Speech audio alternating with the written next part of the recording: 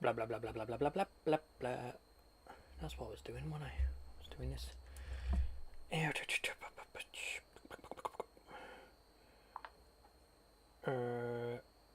Actually, no, keep that, and then just do this, do this, do this. Oh, mother! And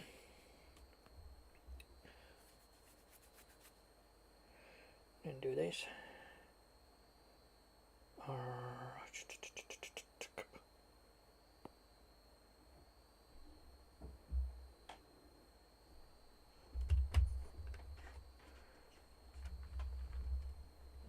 Okay, time for the thumbnail.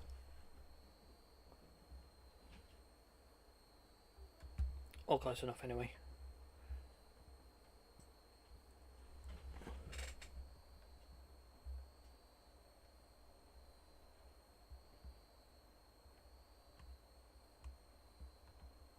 Well, that was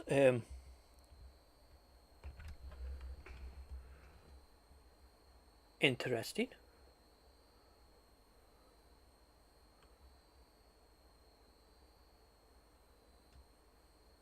It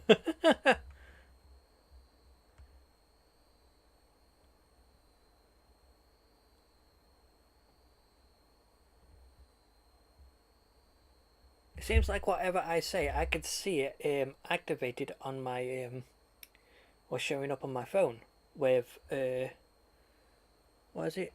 Live caption is on, so.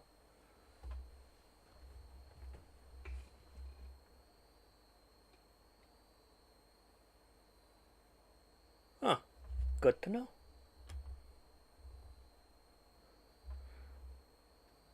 Well then, in order to make sure that everything is working. Okay, that didn't work. If I do this. Okay, that didn't work. If I do this. And then we play some sounds. Floor flat in Bradford. He's got an expensive BMW behind him. Walking around perfectly ably. The only problem is that this guy has notability. Okay.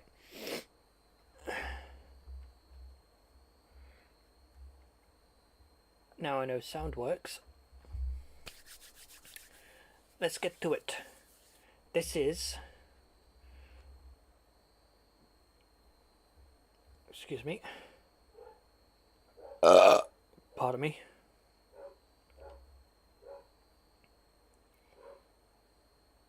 The most disturbing dashcam moments, iceberg. I don't know why people put iceberg in that and stuff. It's like, why? Just, why? Anyway, Volume 2 by Abyssal Detective. This is 2 months done in the works, as you can see here. So, we're going to be watching the whole thing. And then we have another 2 videos after that. So, with that said and done, we'll be watching half of this. No, we're watching the full thing. I don't know why. That was Fuzz a Babbit. Let's see. Subtitles are on. So all I have to do now is press play. Yes.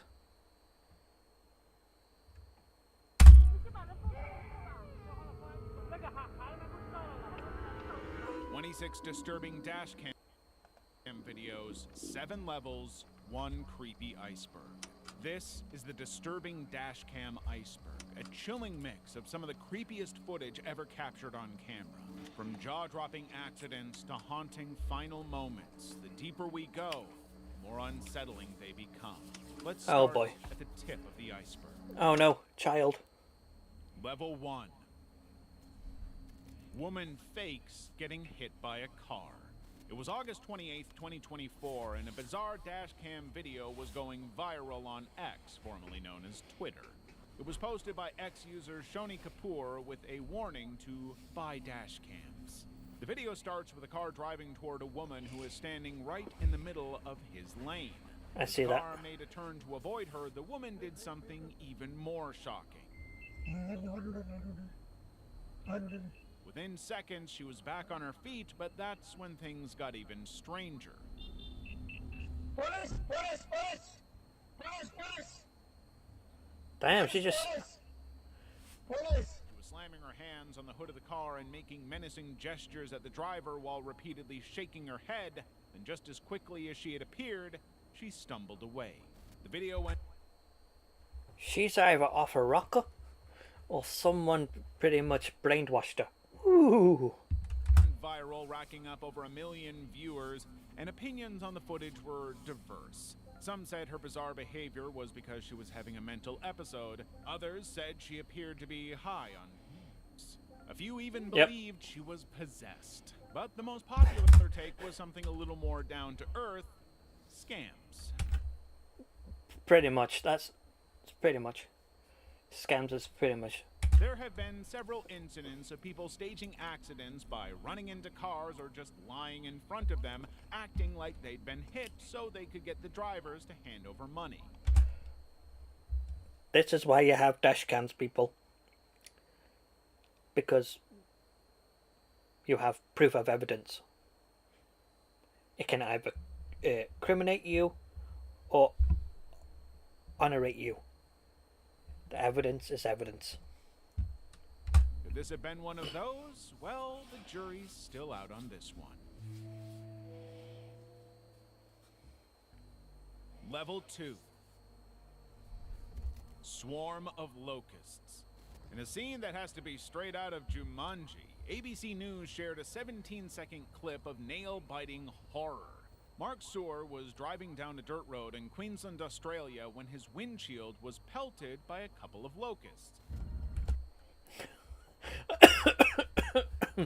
Excuse me, a couple? That's more than a couple. A couple is 2. You should have stuck with the swarm. But to be honest though, a swarm of locusts sounds like one of those ancient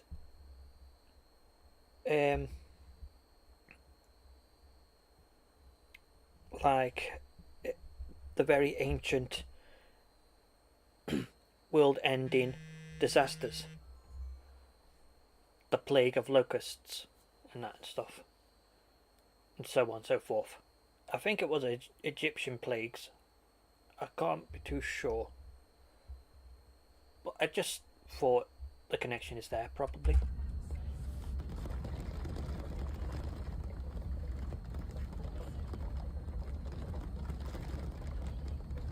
Within seconds, what has started as just a few would grow to what looked like hundreds and hundreds of them just slamming into the windshield.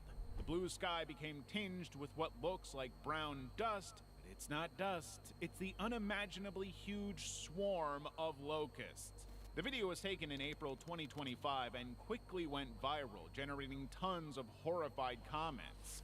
This wasn't the only footage captured of the locust swarm across Queensland, and each one was as creepy as the last. Clinton Hughes was at his family home when the swarm descended on their property in their numbers and what many described as straight out of a horror movie. The most shocking part, according to news reports, it could have gotten a whole lot worse if the weather had stayed good.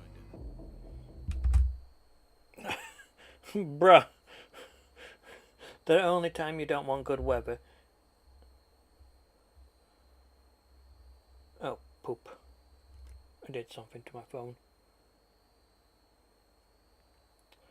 Give me a second.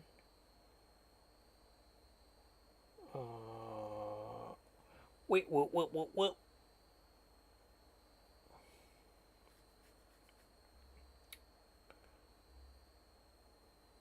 Okay, there we go. Bollocks. Whew.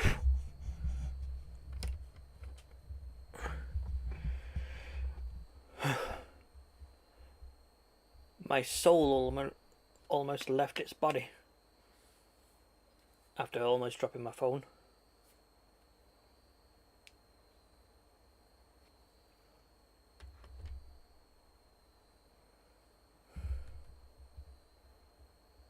Right, let's continue. Car goes airborne, narrowly misses traffic. Oh On March dear. 14th, 2025, Larry Fink had a close encounter with death. And it was all caught on his dash cam. He was driving along Route 1 when a car on the opposite side of the road slammed into the concrete barrier in the median and launched into the air headed right for him. What Larry Whoa! did next would determine Wasn't looking whether at he lived the wrong or died. side. Larry missed the car by 3 feet, narrowly avoiding a head-on crash. This all happened in under 3 seconds. It happened so fast that no one else saw it happen. All they saw was the aftermath, a totaled car facing the wrong side of the road. And it was totally turned the opposite way. I mean, it was so crazy. I'm like, how did that car get in that position? When the police arrived, the driver tried to take off on foot, leading many to suspect that he had stolen the car. But they later Probably. released a statement saying that wasn't the case. There have been no further updates on what caused the car to go out of control. So why did the driver run? If the driver wasn't running because the car was stolen, then why were they running? Like, I want to know. Tell me, why are they running?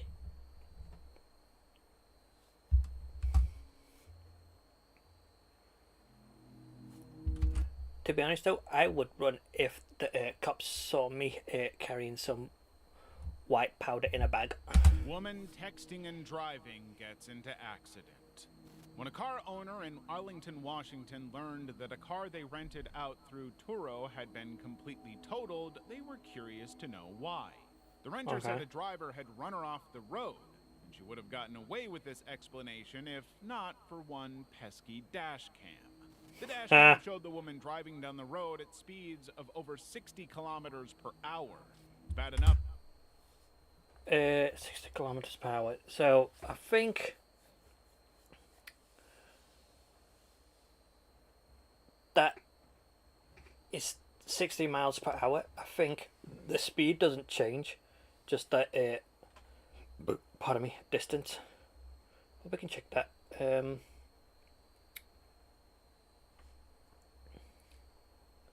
If I do this, 60 kilometers per hour. What's that for miles per hour?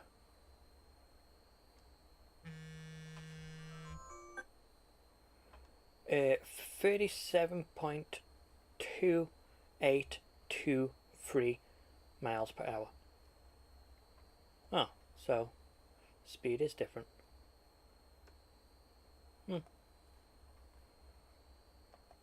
That she was barely paying attention to the road and was entirely focused on her phone, but somehow it got even worse. The woman now had both hands off the wheel. Don't get me wrong, self-driving cars, the idea is okay, but the thing is, when you have self-driving cars and you have no hands on the wheel and you're just texting and that, it's not considered a crime. But when you're not in a self-driving vehicle and you are texting and you don't have hands on the wheel, it is considered a crime. So considering people with the cars nowadays that are manual driving get in trouble for being on the phone and not having the hands on the wheel, why do you think we are responsible enough to have cars that can drive on their own? It seems kind of seems like we're just making technology that doesn't really is needed. We don't need self-driving cars. Why do we need self-driving cars? The better to text with, and was zooming down the road like she was in a self-driving car. Spoiler alert, she wasn't. With her... Even the guy in the video who's 2 months in the past said the same thing as I did. Eyes, hands, and mind off the road. She didn't notice when the car began to drift from the road till it was too late.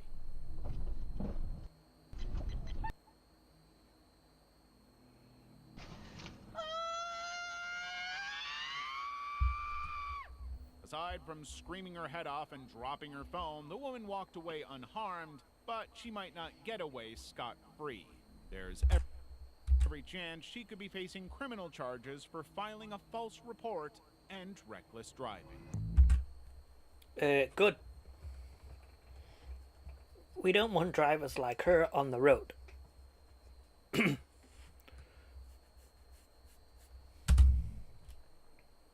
If you made it this far, be sure to hit the like and subscribe button so you never miss out on my next Disturbing Moments iceberg. Level 3. Bear getting hit. When you think of animals darting into traffic, you think of deer. It's their whole shtick.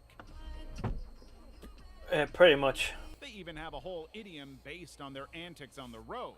But in a popular video uploaded to the subreddit r/dashcams by an unknown user, one unsuspecting man was behind the wheel and chatting on the phone when he ran into something that definitely wasn't a deer. See, he was chatting on the phone, so it's manual driver car user error. I'm just saying. I'm gonna smoke a huge fucking. Oh my god! The force of the collision sent the bear skidding more than 20 feet across the road and into a small gully at the other side of the road. Unexpectedly, the bear ambles on out and continues on its way into the forest. Going away to die, or a testament to the astonishing strength of these creatures? Your guess is as good as mine.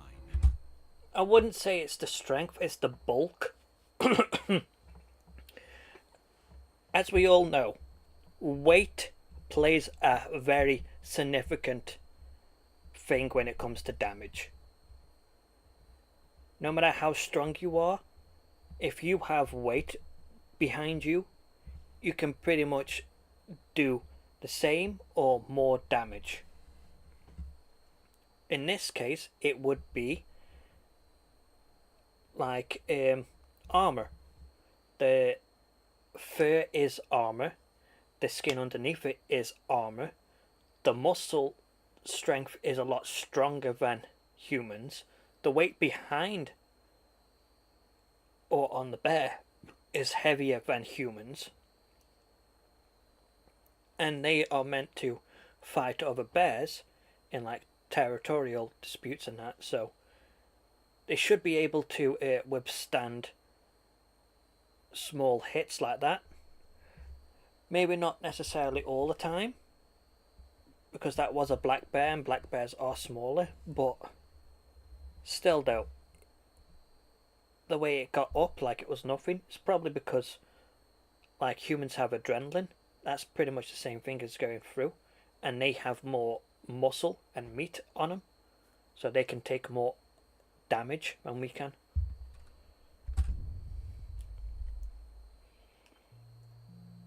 Quick-thinking driver saves passenger from robbery attempt. On the night of May 6, 2025, dashcam footage from Bangladesh, India captured the moment a driver spotted something lying across the road. It's a tree! Well, looks like a tree made out of hay. At first, it looked like a man with his hands on his head who might have needed help. But as he got closer, it soon became clear what his real intentions were. He had deliberately set up the roadblock to trap unsuspecting drivers in an ambush. Like this wasn't already terrifying enough, the scene took a nightmarish feel as more of them started appearing out of the darkness.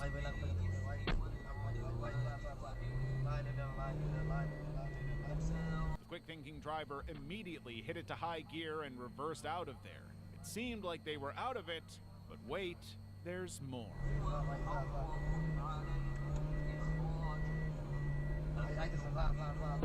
Whoa! There's no no telling what would have happened if they hadn't been able to get away. But against men armed with cutlasses, it couldn't have been anything good. There is one way to get away with it. Run them over. It's against human rights, but it's self-defense at that point. They are starting to run at you with armed weapons. Best thing to do is run them over. And then you can explain the reason why you run them over to the cops after.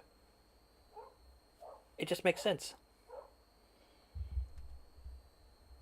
Even though that there are people behind you, all you have to do is just run the guys in front and then run the guys who are behind you, so on and so forth. If anyone is watching this, please do not take my what I say seriously. I am not a driver, so yeah. Ice shatters windshield. Nurse and mom of two, Laura Smith, was headed home when she stepped into a scene like something from a Final Destination movie.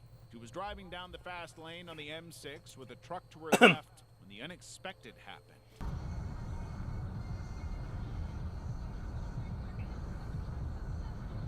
Whoa! What the Jesus shit!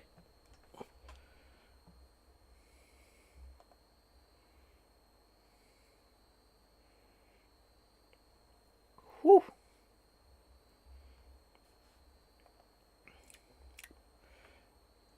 That was certainly unexpected. Literally, that was certainly unexpected.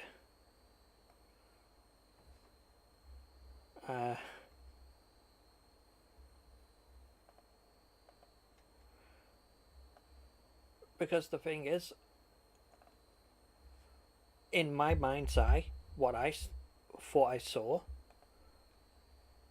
was a dead woman's body just coming down from the windscreen screen, like a horror film or something like that.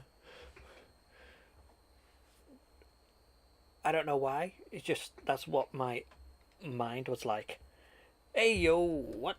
Feet of solid ice had been torn right off the roof of the speeding truck and slammed into Laura's windscreen, shattering it and knocking down her dash cam. Fortunately, Laura was unharmed and managed to stay in control of the car until she could pull over. At first, she thought someone had thrown something at her car. It was an officer who had been driving right behind her at the time who saw it all happen and finally told her what had actually occurred. Damn. If it wasn't for that officer, the mystery would have been left untold. Deer smashes into windshield. Oh, A public boy. bus in Warwick, Rhode Island was making its route with 6 passengers on board on June 10th, 2024. Suddenly, as the bus made its way down the street, a deer came charging out of a side street. What happened next was not pretty. The deer had a full-on collision with the front windshield of the bus. The impact was so intense that it broke right through. One passenger took the brunt of the clash, getting slammed by both flying glass and the deer. He and another passenger ended up at the hospital with minor injuries. The deer wasn't so lucky. I understand why the deer wasn't so lucky. At that speed, that rate, that power, and considering the bulk on it, it's not very bulky. It would make sense. You can't argue physics. But that doesn't mean you can't break them. Level 4. Man caught on dash cam 3 days before taking his daughter's lives. Oh. On May 27th, 2025, a Wenatchee police officer was meeting with 2 men at a Safeway parking lot over a car crash. The gentleman in question was Travis Decker, and he had done everything he could to get the man to not call the police, from begging to trying to intimidate him. When the officer had finished documenting the accident and handed Travis back his documents, he had only one question. If we respond to an accident, there's... Am I going to jail tonight? Oh, no, you won't go to jail for it. That's an infraction. That's not a criminal offense. But that one question would snowball into an increasingly bizarre conversation. So it depends on the degree of suspended as well. What you got to take it away from? Yeah, basically. Right on. Yeah. Yeah. Well, Yeah. thank you. Yeah, no problem, man. Have a better day. They're all great days. What's that? I said they're all great days. Yeah. All right. Hey, man. be safe out Yeah, there. thank you. You'd think Travis was done, right? Not quite.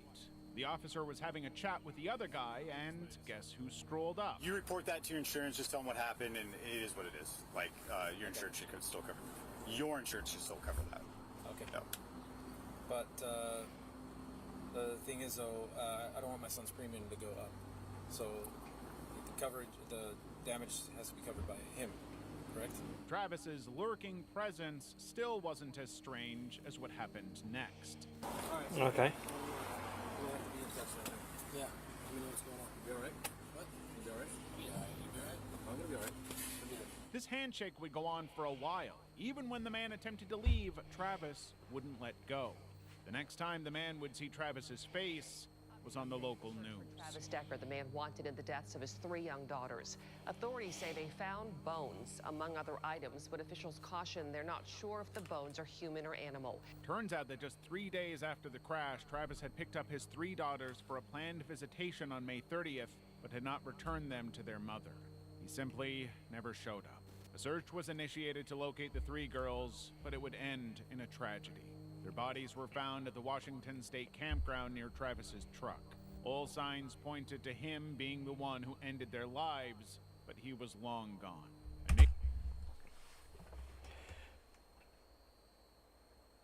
Now that's just...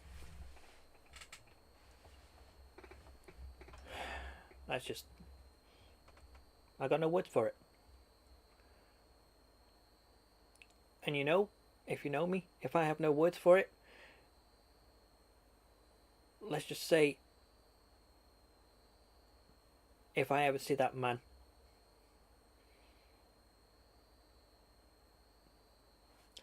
something will happen. Nationwide manhunt was launched to find him, but Travis, an Army veteran with extensive survival training, managed to stay out of reach. 3 months in, he is still at large.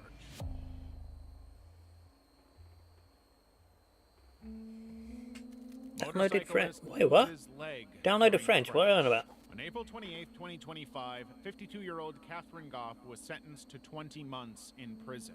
This ruling was all down to a terrifying incident that happened on March 9, 2023. Catherine, an avid motorcyclist, was riding down the A3052 in Devon on Don't her do it. bike. Between her loud music, the pouring rain, and the low visibility, wasn't exactly the kind of weather for reckless driving, but Catherine didn't let that stop her. Meanwhile, her helmet cam captured her making several swipes at her visor to clear the lens, a clear sign of how bad the weather was and how much she was struggling to see clearly. But Catherine wasn't going to let anything stop her. Not the rain, and certainly not her lack of visibility. Ahead of her, an RAC recovery van was... Well, that's stupid. If you have no visibility, you cannot drive. Out of all 6 senses, I know, scientifically speaking, that only 5, but there is a 6th sense that we just haven't discovered yet. Anyway, humans rely on their eyes more than any other sense. And it makes sense. Humans' eyes can see further distances, pick up certain things that other animal eyes can't. Some animals can have better sight than us, but when it comes to driving cars and stuff like that, it's mostly visibility, aka vision. You need vision. You also need hearing, but vision is the main thing. If you don't have that, you're pretty much screwed. towing her partner's vehicle. For some reason, she decided to rev up and cut ahead of them. Oh, that's just stupid. Oh! She ran into another bike as well. And the thing is, I feel sorry for the guy or girl she ran into, because that guy or girl was on the was doing road safety properly, where she was trying to cut, not seeing the bike, and Catherine was completely unaware of a light coming her way in the distance, and this dangerous maneuver put her in the direct path of another road user. Another motorcyclist was headed down the road, and Catherine slammed into them at full speed. The results were catastrophic. The bikes were damaged, and so was the towing van. But worst of all, the other rider had to get a leg amputated. A life-changing injury, all down to a decision someone else took. this is why you have to drive responsibly. I don't care who you are, what you do, or what vehicle you're in. You do not cut.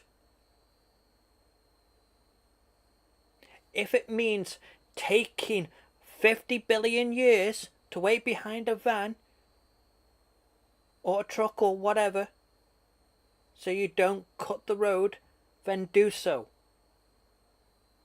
Waiting is not going to kill you, but cutting will. And rushing. That's why they say in war, don't rush in.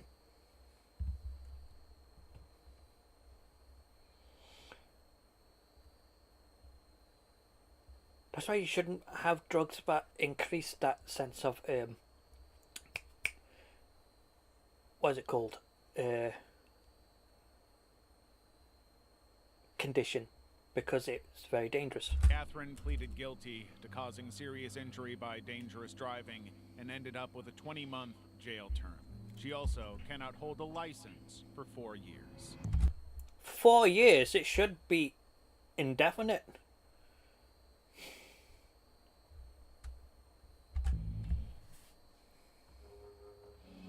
Officer shootout. In the early hours of June 25th, 2025, officers across Illinois were on the trail of a white pickup truck that had been stolen by 59-year-old Mark Feltmeyer. He had already gotten away from 2 police chases, and he was still just as determined to get away this time. The officers quickly found out just how far he was willing to go.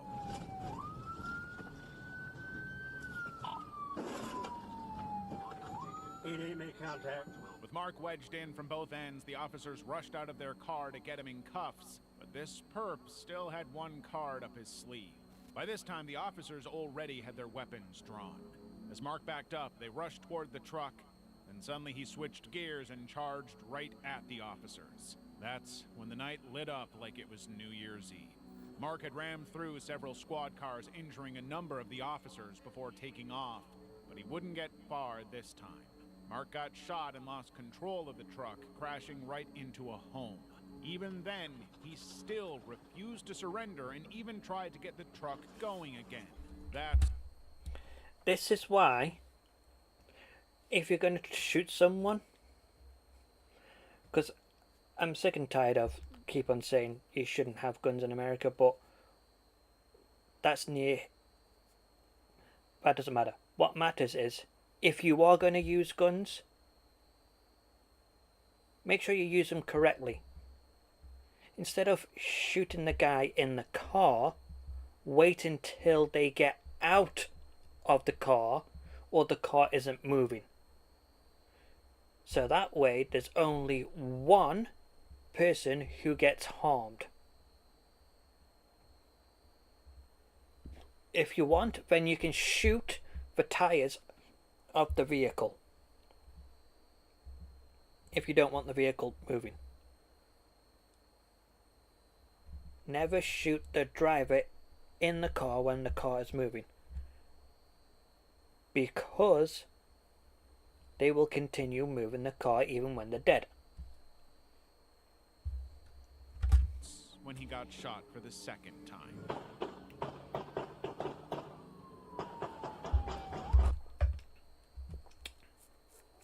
Shot, you mean shots. An investigation was opened into the officer's use of force in shooting at Mark, but it was ruled as justified. As for the man of the hour, he survived and is now facing a whole slew of charges, including possession of a stolen vehicle, aggravated fleeing, and aggravated assault of a peace officer. Hold on. He got shot multiple times and still bloody survived? What is he, the Hulk? Luke Cage?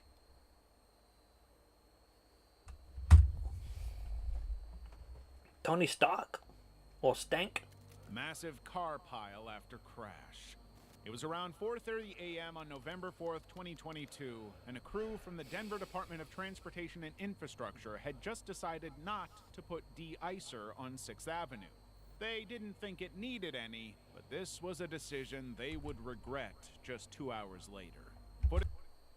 This is why you always have to prioritize safety over decision making. If you think wasting time, money and effort on something that is unlikely to happen because you don't want to waste time, money and effort on it, then that's stupid. Especially when it comes to safety. Because when it comes to safety, you can't have 1% chances in error. Safety has to be 100% and that's it. Granted, there is no such thing as 100%, but that doesn't mean you can't achieve or try to achieve 100%. You only can achieve 100% of your ability. That doesn't mean you can't achieve 100% safety. And not putting grit on that particular road was giving that 1% chance to actually succeed. And it did, unfortunately, due to negligence. Footage from a car's dash cam shared on Reddit captured what looked like a traffic jam. This was not a traffic jam. It was so much worse. The icy roads of this Denver highway had turned into a nightmare. Drivers spun out of control and crashed into each other. It's estimated that 100 cars ended up in the pileup. They were so banged up that the drivers couldn't get out, and fire officials had to cut them out of their cars. It took 5 hours for the highway to be cleared of both cars and debris.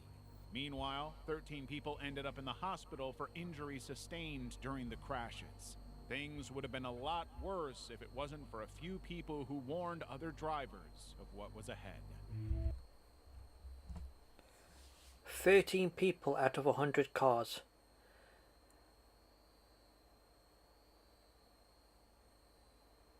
They are lucky that no one died.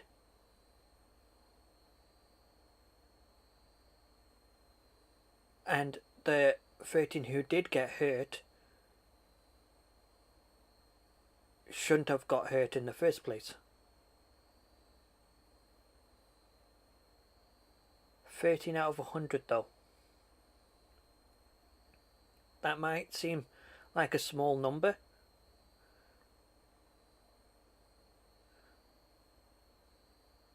but when it comes to safety, there is no such thing as a small number. Even one injury or one death is equal to 100. I'm just saying.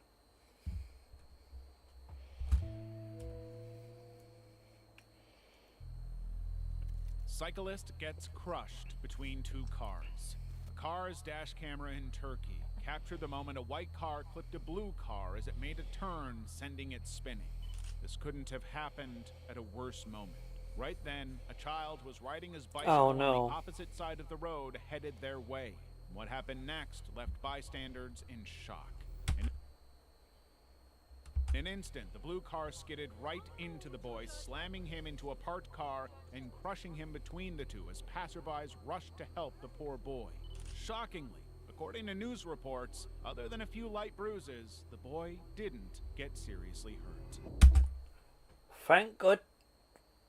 Thank you, evolution, for giving young people squishy bones.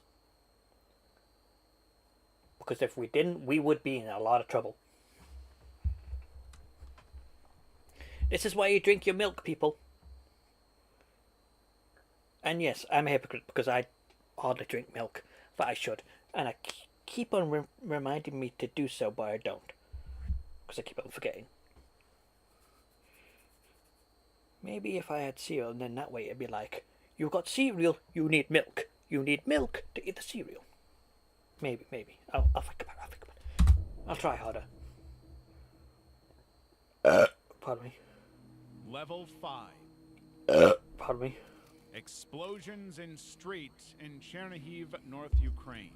On March 3rd, 2023, a man's drive through a neighborhood in Chernihiv, Ukraine was intercepted in one of the most traumatic ways imaginable. Whoa!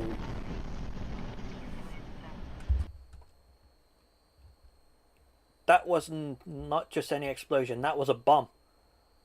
Like, that was like some kind of missile strike. Watch the skies here, right? You'll see something fall. Like, very small bullet-shaped objects. Aha! Intercepted in one of the most traumatic ways imaginable. There.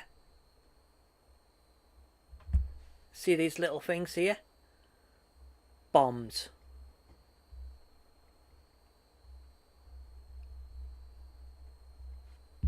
Because watch. They're all going down here. And then...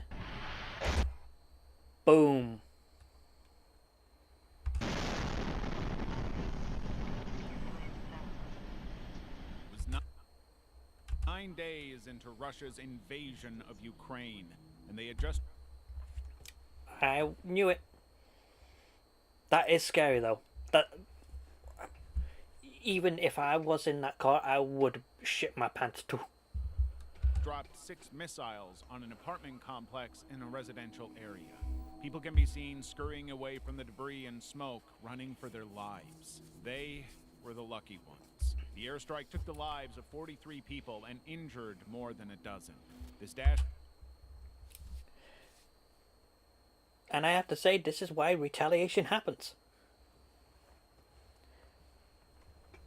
And I have to say, if I was in charge of my own country and I wanted to put down any country and tell them to either, let's say, make peace or die, then I would commit war crimes in order to win. And there shouldn't be war crimes because it's war. It's either win or lose. That's it. Cam clip is just one of many that have captured the devastation of Russian strikes on Ukrainian cities, many of them aimed at residential areas. Despite this, Russia continues to claim that they were all military locations. Yeah, right.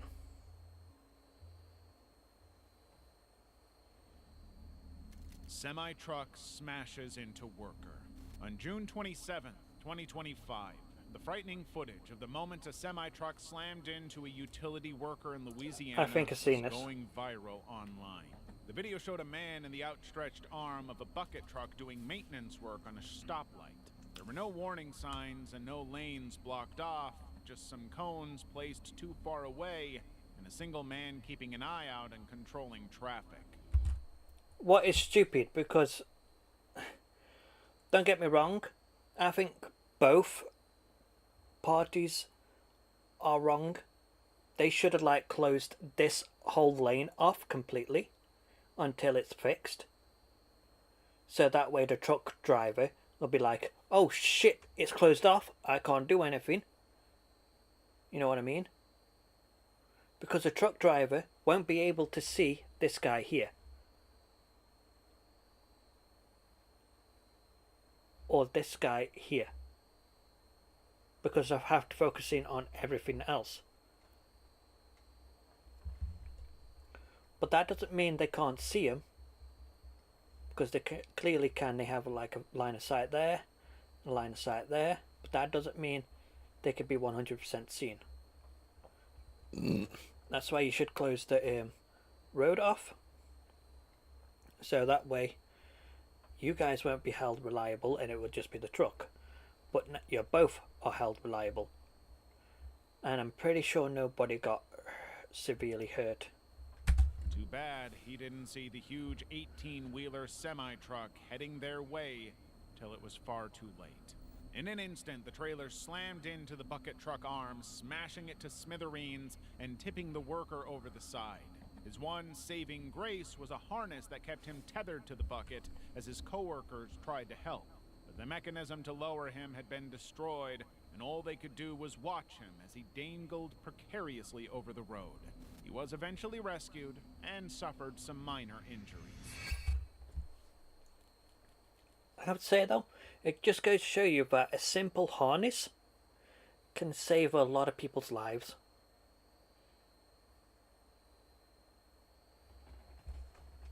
Sometimes the simple solutions are the better ones.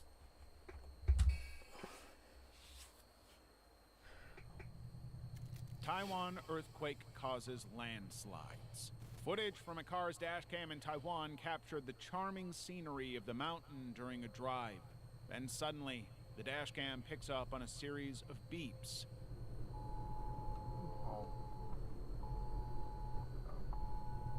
These aren't just any old beeps. In a country like Taiwan that's very prone to earthquakes, these beeps are all the warning you get that an earthquake is just seconds away. This time was no different. Get underneath the bridge, quickly. Stay there. Rocks were already tumbling down the mountain just as the driver saw a rockfall shelter ahead. But nothing will prepare you for what would have happened if they had not made it to the shelter.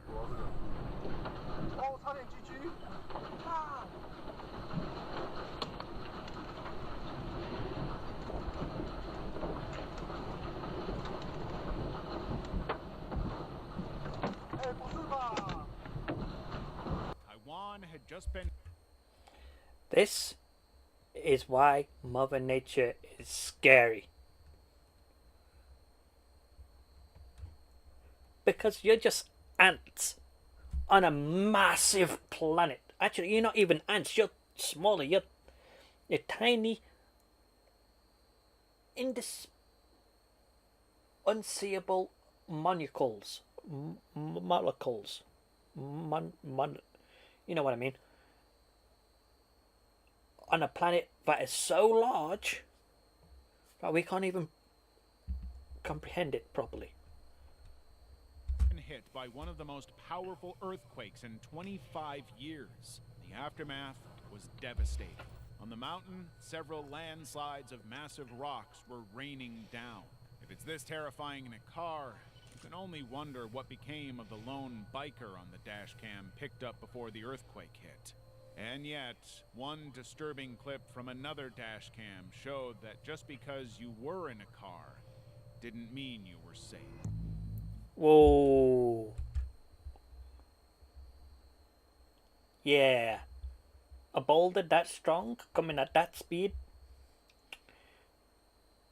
It's like having a juggernaut running and hitting your car. TransAsia Airways Flight 235 crash. 58 people were on board TransAsia Airways Flight 235 when it took off from Taiwan's Taipei Chongqing Airport headed for Kinmen Island. But within minutes of takeoff, the pilots would radio air control that they had suffered an engine failure. Moments later, air control heard these haunting words.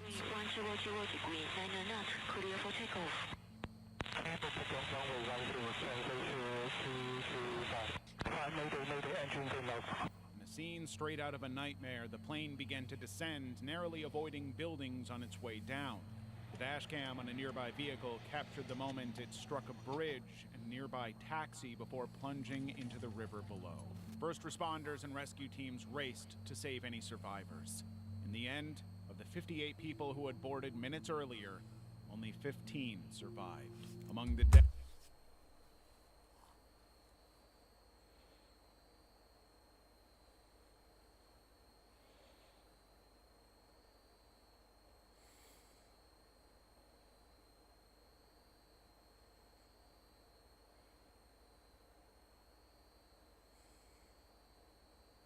I'm sorry. It's just...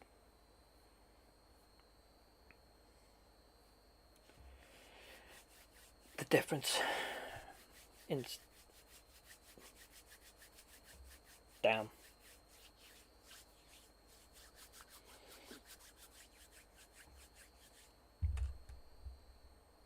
Dead was the pilot, 42-year-old Liao Chang-sung, whose body was found in the cockpit, still holding onto the joystick. In death, Liao was praised as a hero for maneuvering the already doomed plane away from crowded buildings and into the river, preventing an even bigger loss of life. An investigation was opened into what had actually caused the crash. That was how they found out Liao had turned off one engine before taking off, leaving him with just one working engine. This alone didn't cause the crash, and according to the investigators, an aircraft can fly on a single engine for a short domestic flight as long as the pilot knew how. Unfortunately, Liao was not up to the task. A year before, he had failed simulator checks, and just a few months before the crash, an instructor had said that he needed more training in handling engine failure. But that training would never come. Who the fuck let him on the fucking plane? If he failed so many times, that is... I don't care who you are or how many fails you have. If you have lives in danger, this is why you have to have a set limit of failures. And I think 3 failures in training and simulations is more than enough to be unflyable. You cannot fly anything. If you let someone to fly a plane that has 3 failures,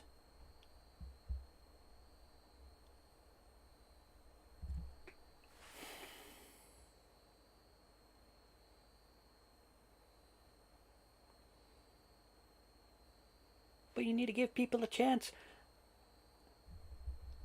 Chance does not save lives. If you failed, you failed. And he turned one of the engines off.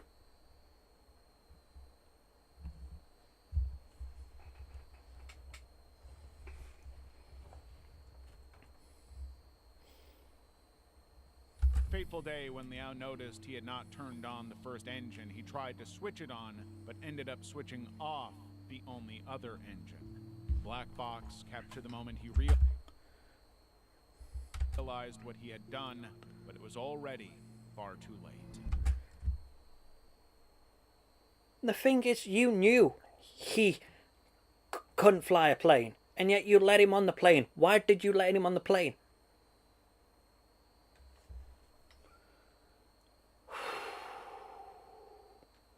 This is why you don't let stupid people on things like, or be in charge of things like this. Because they can cause more deaths than a serial killer.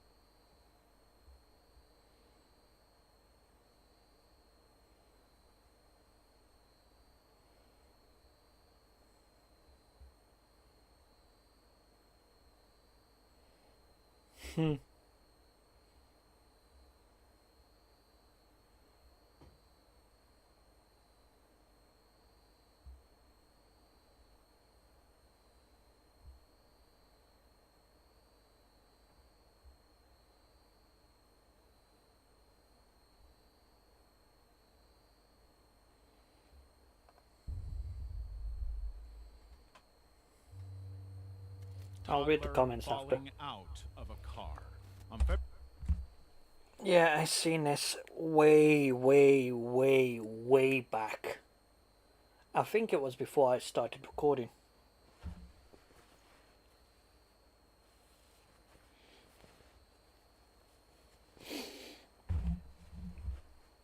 I'm pretty sure that the toddler didn't get hurt.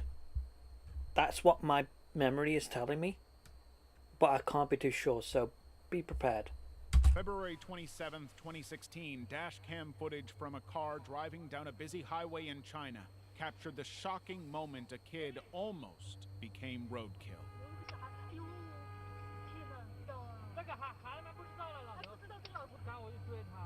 Totally unaware of what had just fallen out of his van and right into the path of the car behind, the driver zoomed off with his boot wide open.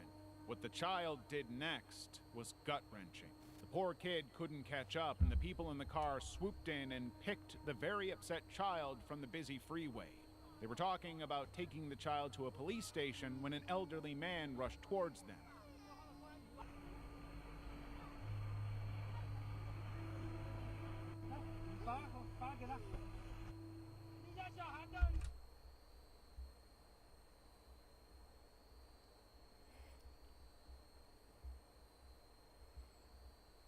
Ooh. That is an angry parent right there. The man turned out to be the boy's grandfather, who had been driving the van. He had no idea his grandson had fallen out of the van until a couple caught up with him and told him. In an interview some days later, he explained that the door latch at the back had been damaged after he had gotten rear-ended. Fortunately, the boy was not hurt. Okay, so luckily my memory came in good for something. Thank fuck for that. Because if my memory lied to me and something bad happened to the child, I wouldn't trust my memory ever again.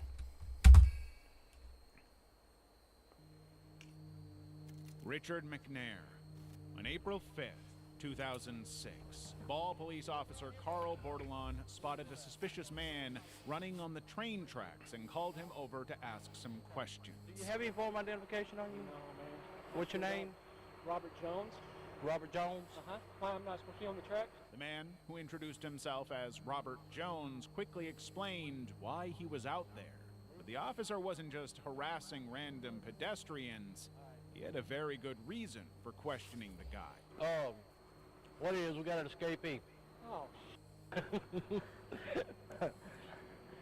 Where from? Prison. There's a prison here? Yeah. It wasn't just any old inmate that had gone missing. It was convicted Richard McNair. And from Robert's response, it's hard to imagine he had anything to do with the fugitive. But the officer decided to be a bit more thorough and radioed in for a description of the suspect, just in case. What is good? Because sometimes, let's just say, like in a video game, if you have a highest enough charisma, you can get yourself out of any situation. And this guy's charisma is pretty much top notch. So asking for identification, like facial identification, it would make sense. You find out I'm out with a white male on the tracks at Gilly Williams. He was on my little brother. This went for a couple of minutes, and all the while, Robert was so relaxed, patient, and cheerful that you almost forgot the officer stopped him because he was a suspect. After a lengthy back and forth over the description, Officer Carl was pretty sure Robert wasn't their man, and the two even laughed over how closely he matched the convict's description. Little did Officer Carl realize that the man he was sharing a laugh with wasn't Robert Jones at all, but rather the very person he was supposed to be on the lookout for, Richard McNair. God damn it, that guy's charisma is over 1,000. He got away. Just by talking. It just goes to show you. It really goes to show you that you can pretty much get away with anything and everything and get into places and out of places seamlessly if you act the part. Like literally, if you act the part. That's why in Fallout, if you have a charisma style build, you don't need to use weapons or anything. You just have to talk, and the bad guys will be like, you know what? Yep, I surrender. As you can guess, this wasn't Richard's first time escaping prison. Back in 1987, after a botched robbery. It wasn't his first time. They need to stop giving him charisma stat builds here. Right, they need to stop adding... They need to make sure that he can't level up his charisma anymore. Robbery that left one man dead and another seriously injured, Richard was brought in for questioning but didn't stay long. Using a lip balm he had in his pocket, he wrangled his way out of the cuffs and ran off. His next escape attempt was foiled when officers moved him to a new cell. In his old cell, they spotted an opening that had already been made in the wall. Then there was the time he and 2 other prisoners crawled out from the prison through a ventilation duct. This time, when he was found, he was placed in a maximum security prison. Over the next decade, Richard worked in the prison system until he ended up in a federal prison. There, he was assigned to repair old mail bags, but prison authorities had no idea they were giving him the tools of his escape. On the morning of April 5th, 2006, a pallet of shrink-wrapped mail bags was moved to a warehouse outside the prison wall. Unbeknownst to anyone, Richard was inside, hiding in a pod he'd designed, complete with a breathing tube. Once the coast was clear, he cut himself out and ran to freedom, only to meet up with Officer Carl hours later. Now, all he needed to do was convince the officer he was Robert the roofer out on a job, and he was a free man. At one point, Carl noticed Robert had scratch marks all over his body. Did you go through a briar patch or something? Well, yeah, roofing. I always roof in shorts and cut my... See? No fault to the officer, but the officer just gave him an excuse to get out of like a potential like clue. But to be honest though, considering the way the guy was acting, calm, collected, and very what is it called? Charismatic, it's understandable why the cop wouldn't pick up certain signals and signs. Scratching up on, you know, the roof. That's why your knees are all cut up. But then, 5 minutes into the questions, Robert made a big mistake. So what's your name again? Jimmy Jones. He said his name was Jimmy instead of Robert, but Officer Carl did not even notice the slip-up. He even gave Richard some friendly advice on dealing with any other officers he might run into. After that, Officer Carl let him go. Richard was on... Damn.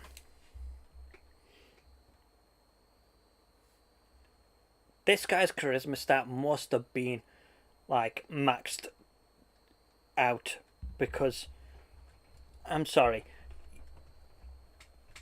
you can say there's no such thing as a charisma stat, but this guy's charisma is just beyond impeccable to like escape multiple times and then get away scot-free after slipping up just because he was calm, collected, calculated, and talking like a normal person. Just going to show you. On the run for more than a year, drifting between the US and Canada before he was captured. Since then, Richard has been kept under lock and key and has not escaped again. At least, not yet. Well, damn. Level 6. Fuel tanker bursts into flames in the middle of the road. A vehicle was barreling down Highway 401 in Pickering, Ontario in June of 2023. Then, right in front, a truck lugging 2 fuel tanks began drifting to the right without so much as a turn signal. Suddenly, the tanker went from drifting to the right to drifting to the left. I think what happened is, I could be wrong, this is just speculation, the driver in the truck just fell asleep. That's my only explanation. That was the moment the cars closest to it slowed down. It was a decision that saved their lives. In an instant, the tanker veered across 3 lanes and slammed into the median. What happened next would end 2 lives. The explosion happened just as another truck and a car were passing on the opposite side, and both were engulfed in flames. The 2 passengers in the car were able to get out before the fire burned the car to a crisp, but not everyone was so lucky. The driver of the tanker and transport truck did not survive.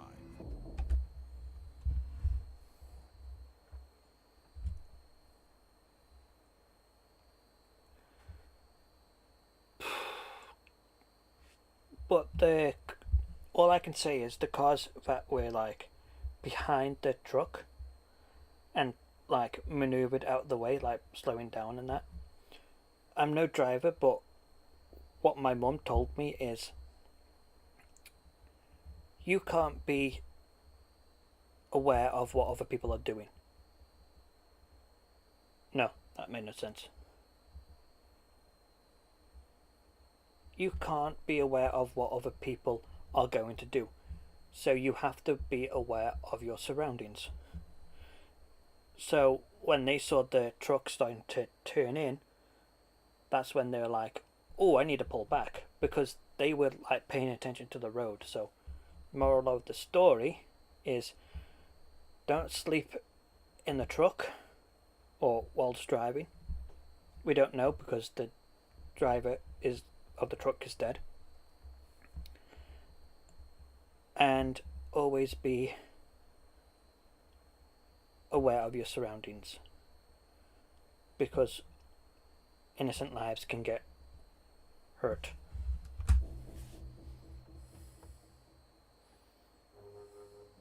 Truck plows car.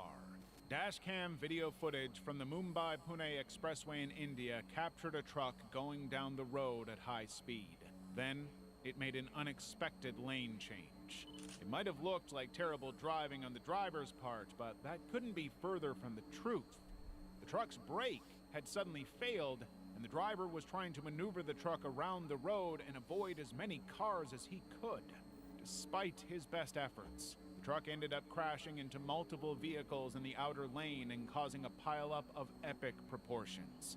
In the aftermath, 19 people were seriously injured, and 1 woman lost her life. Damn.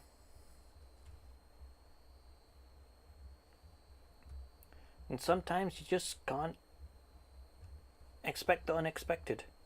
This is why you have to have your cars severely checked all the time, and that's almost impossible because you've got time constraints, money constraints, and other constraints to it. Just those things that can happen. Even just a brand new car can just suddenly burst into flames. Hopefully it doesn't. Christine Spicuzza. Christine Spicuzza was a 38-year-old mother of 4 in Monroeville, Pittsburgh. With that many mouths to feed, she was driving for Uber for some extra cash. That was what she was doing on the night of February 10th, 2022, but she would never return home. 2 days later, her body was found in the woods. The mother of 4 had been executed. The police immediately tracked down the last person she had driven, Tanya Mullen. She said it was her boyfriend, 25-year-old Calvin Crew, who had used her phone to book the app. During questioning, he told the police that he'd left Christina alive and well after his trip ended and boarded a bus home. Investigators didn't find any CCTV footage of him getting on a bus, but they did find Christine's dashboard camera right where the trip had ended. What they saw when they played the footage blew a hole in Calvin's story. It starts off showing the moment Calvin got into Christine's Uber. Completely unaware of what lay ahead, she kept trying to engage him. Meanwhile, Calvin kept fidgeting in the back seat, repeatedly looking out of the window. To be honest though, anyone wearing a face covering like that, even during COVID times, is bad. I'm just saying, because all you got is just the face. Then the trip came to an end. The eyes, I mean. But instead of leaving the car, Calvin made his move. I'm sorry? Keep driving. You've got to be joking. Keep driving. Calvin had pulled out a weapon and was now holding Christine by her hair. At first, she didn't believe what was happening. When the realization dawned, she begged for her life, telling Calvin she had a family. No, it's not. Stop. Come on, man. I got a family. What are you doing? I got a family too. Now drive. What are you doing? Drive. His response was chilling. Then Calvin, still holding the gun to her head, forced Christine to start the engine and keep driving. In this situation, in order to stay alive, you have to do what they say. It's a bad situation, but and I know full well you shouldn't do that. But your life is on the line, and sometimes you have to do what is necessary to keep yourself alive. As the car picked up speed, Calvin casually leaned forward, took her phone. His last words before shutting off the camera turned out to be a lie. The next time anyone would see the 38-year-old mother of 4, she would be dead.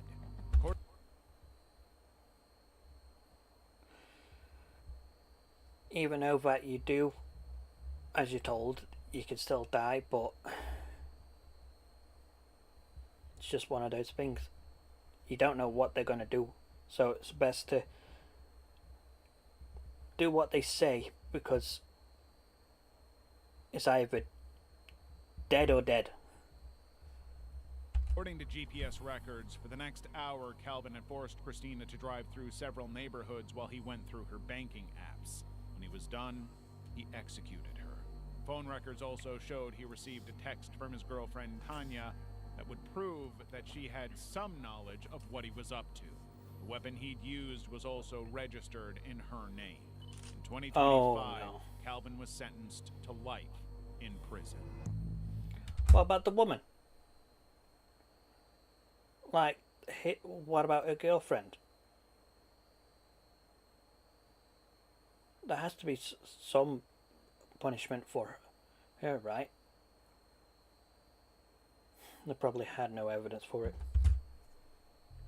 Level 7. Firefighters get caught in massive wildfire. The devastating Pinery Fire of November 2015 is one that many Australians will never forget. It ravaged more than 80,000 hectares of land and would destroy 91 homes. One of the scariest pieces of footage to come from this disaster was from the dash cam of a fire truck that was headed right into the blaze.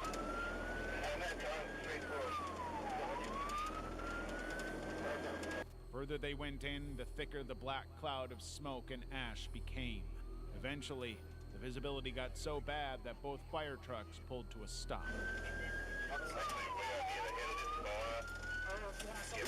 This might have looked as bad as it could get, but it's about to get a whole lot worse. In an instant, a huge wall of flames had appeared, spreading rapidly toward the truck. In a bid to escape the worst of it, the first truck had slammed into the one behind. No. Now they were both trapped in the middle of a fire that was showing no signs of dying down. As flames engulfed the truck, the trapped firefighters could only hope that the little water they had in the sprinkler system would hold against the intense flames as they called for help. Fortunately for them, the fire passed and they made it out alive. This is why you don't fuck with nature. I'm sorry, but no matter how many nukes or weapons we made, Mother Nature will find a way to screw us all over if we ever do a serious wrong. She could have killed us multiple times over. And I think those are just warnings. Self-driving Uber kills woman. It was the night of March 18th, 2018, and I'm sorry, but what is the need of a self-driving car? Like, we are so irresponsible with normal driving cars. So having a self-driving car is pretty much making it worse. Like, what is the need for it? It's not going to make you go any faster. Self-driving Uber was going down a highway in Tempe, Arizona, but it wasn't empty. The The software was still in testing, so a licensed driver was behind the wheel to both monitor the car's performance and step in if the car's software failed at any point. Then why didn't the person who was monitoring the car step in? That driver was 44-year-old Rafaela Vasquez, but she had other things on her mind that night. Instead of paying attention to the road, Rafaela... It's fucking human error again. See, this is what I was on about before the clip. How are we gonna be responsible with these types of cars? As we can clearly see, this person was opposite of responsible. I can't say the word properly because I don't know how to pronounce it. Irresponsible, I'm going to say that, with normal cars. And this just proves my point. We are irresponsible with self-driving cars.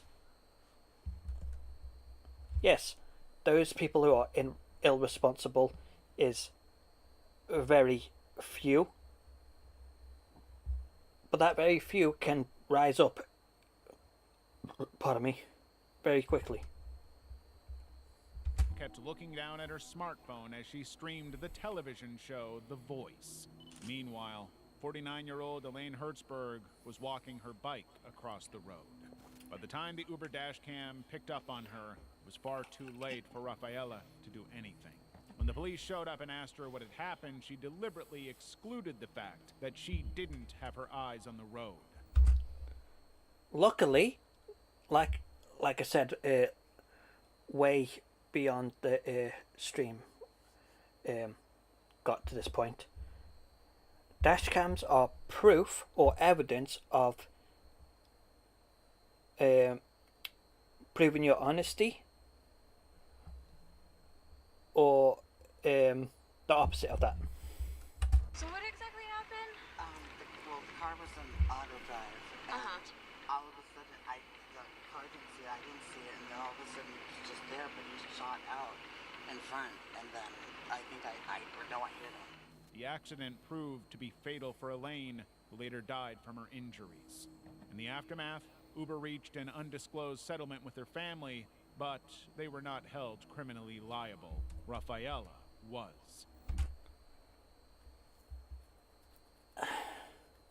See, the company, I think, shouldn't be held reliable like Uber, because what I think should be held reliable is the woman who was, what is good, but also the car behind it.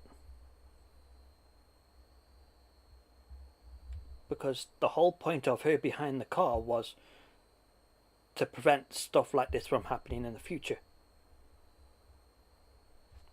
Human error, again. I'm not dismissing the technology, because the technology is good, but it's humans' responsibility with it is the flaw.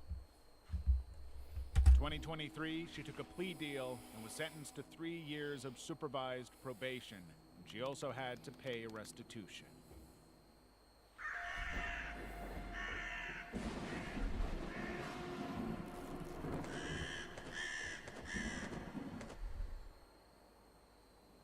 Right, that's it. Oh. If you're still looking for more disturbing icebergs like this one, why not check out our video on the most disturbing footage iceberg next? If you want to go to this guy's channel, this is it. Abyssal Detective and the most disturbing dashcam moments iceberg volume 2. Now with that said and done, we're going to move on to another one. This is I don't know what that strangest videos online free by strangest MP4. MP4, I haven't heard that for a good while. Let's continue. Oh, wait. There we go. Is that? Whoa, motherfucker!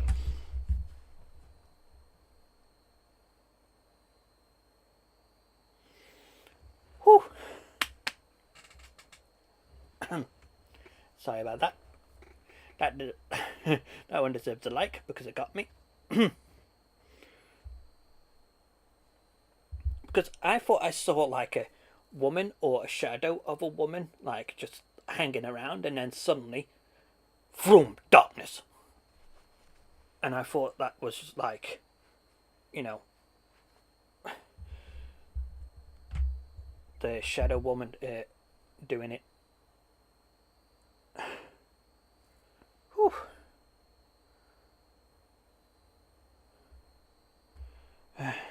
Okay, turn that off. There we go. Let's continue. Yeah, I just parked. I'm trying to find the entrance, man. I'm over here by like this black car, this black trailer thing. What? Wait a minute. What the fuck, dude? Keep your distance and try to get their attention with your voice to see how they respond. If they respond weirdly, then more than likely they are either a ghost or insane. Are you okay, ma'am? Whoa, whoa, whoa, whoa, whoa, whoa, mother!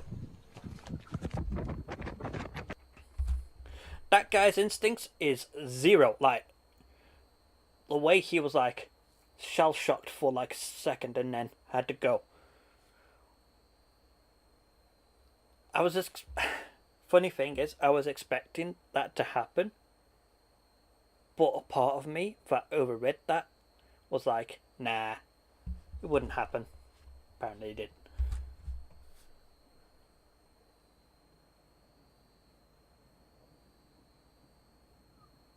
What's going on? Yep, I would do the same. Yo, what the fuck? If I saw that in my house, I would, one, think I'm tripping, and two, I would just sign my life away to the Grim Reaper at that point.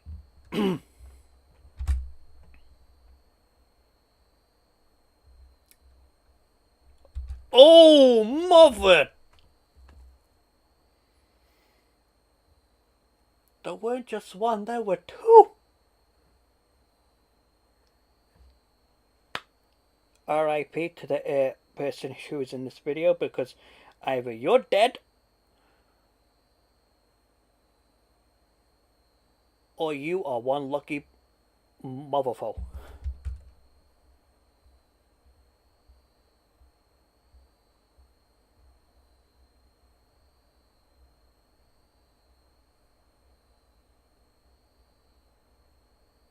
Yo, oh.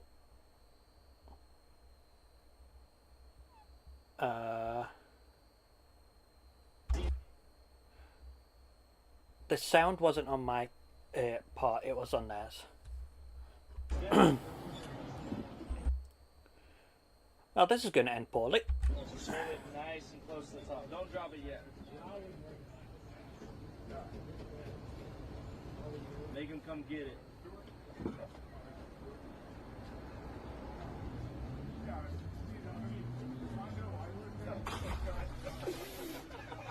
Thank you. Damn. No. If that's a spider, fuck off. No. Is it a spider? I don't like. I'm gonna regret watching this. I'm so gonna regret watching this part. I'm so gonna regret.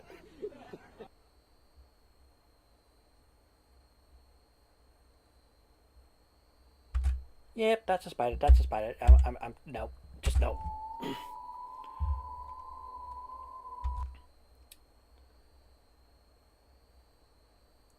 Muscle spasms.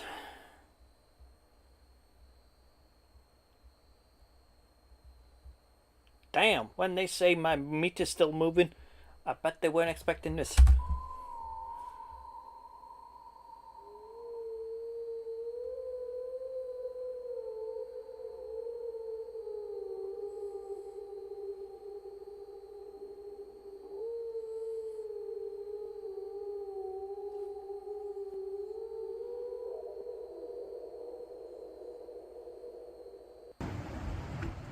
It's right there, look at it. See it? Yeah. What am I looking at? All I see is a tree.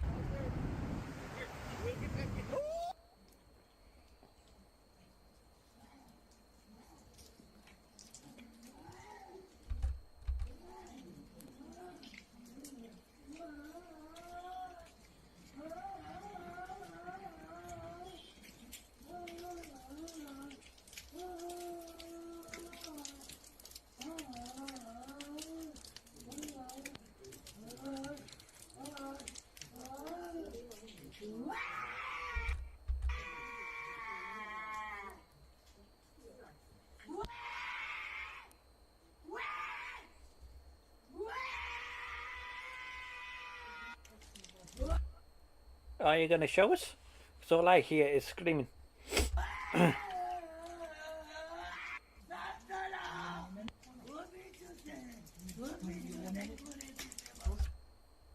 They're probably someone who has some kind of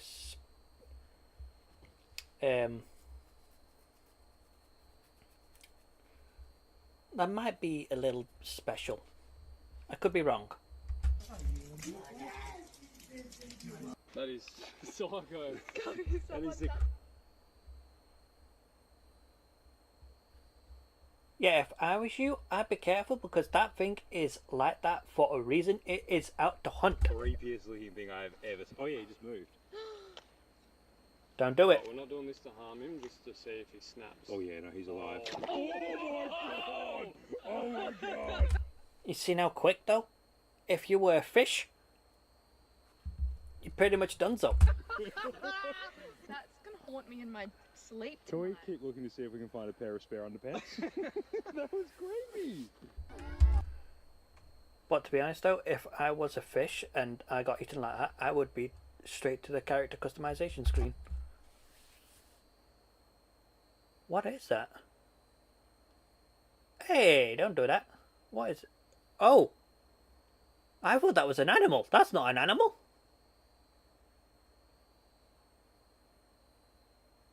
It looks like Michael Jackson on drugs.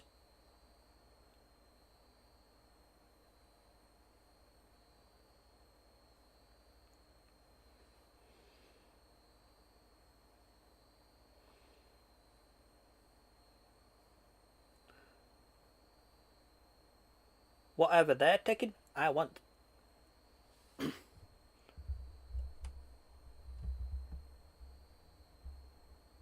Shame there's no. Ooh, that's big damage right there.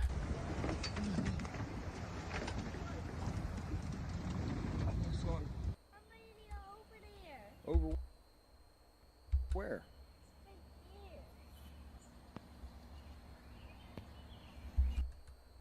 Hey! Okay, guys, let's play.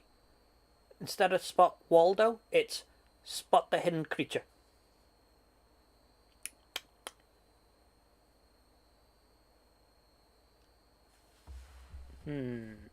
I think this is it.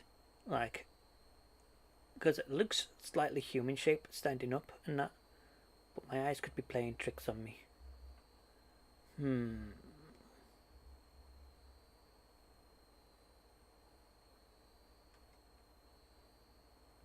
I'm pretty sure this is it here, where my mouse is. I give you guys 10 seconds before I start pressing play to find out the answer. 10, 9, 8, 7, 6, 5, 4, 3, 2, 1. are you doing over there?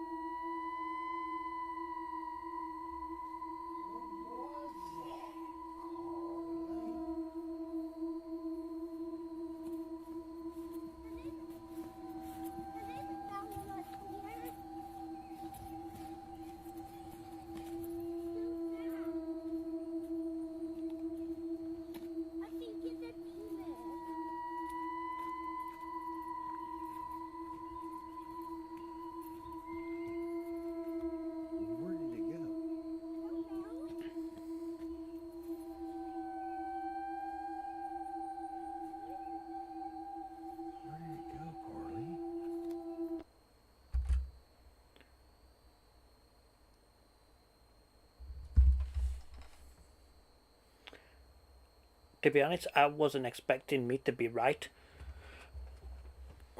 I was slightly off, like about 1 or 2 inches, but damn. And what I'm seeing now, let me know in the comments or in the chat if you were right or not, because I have no way to prove if you are or not. What I'm seeing now is bloody terrifying. Like, literally, that is beyond terrifying. And he just nope.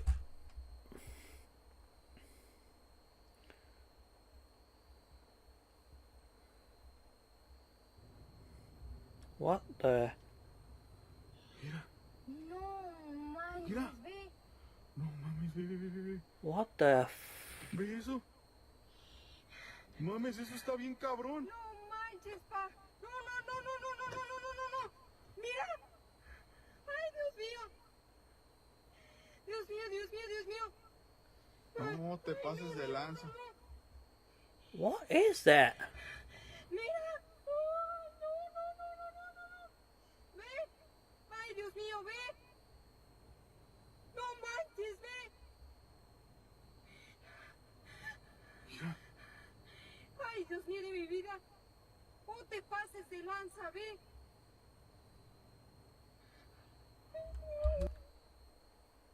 I'm pretty sure this is faked, but if not, what kind of creature is that? And we need to find it to see if we can kill it. La bestia. ¿Qué es esa madre? Mira. ¿Cómo le está haciendo Naomi? Hay que pasarle por encima. Le pasaría por encima, pero está. Dirt went in my eyes. Wow, I just had my mouth open for that too.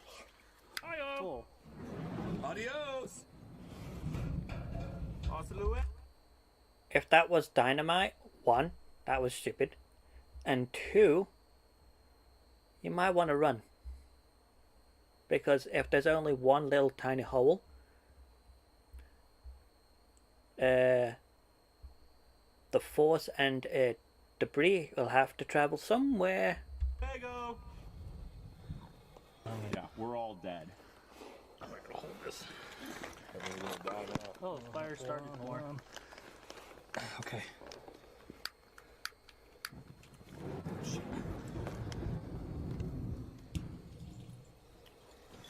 Well, Yep. Congratulations! You have now burnt eyebrows and burnt hair. You might want to go to the barber. I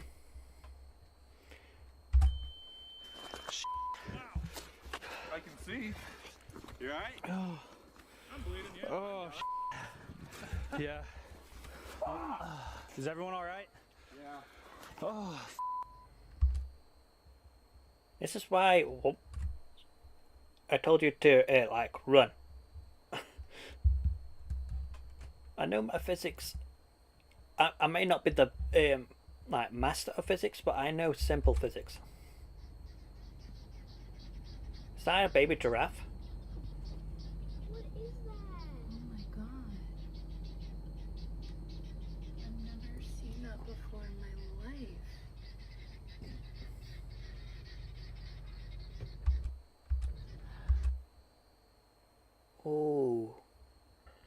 That's not any, that's not a giraffe. That is a deer. A very diseased deer. Very diseased. You need to call animal control. Because I'm pretty sure that thing needs to be put out of its misery.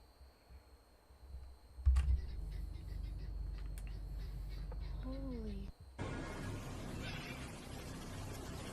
What is that?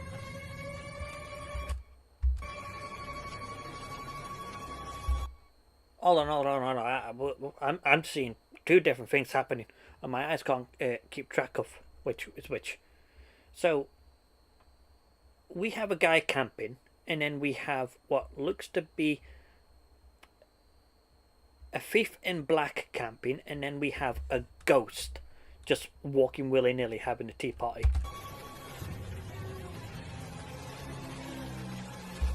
Oh, that's a woman. My bad.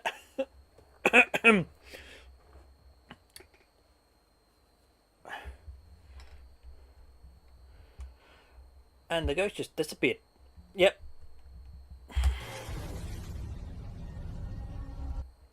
Why is the woman crawling on the floor though like that? Like, hello?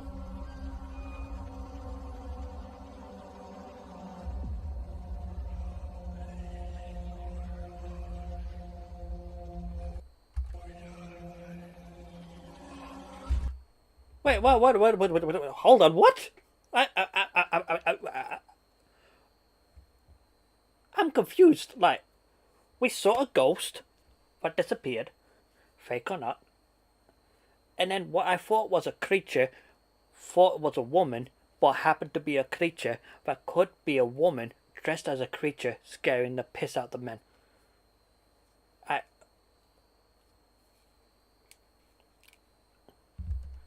I need to lay off the powder.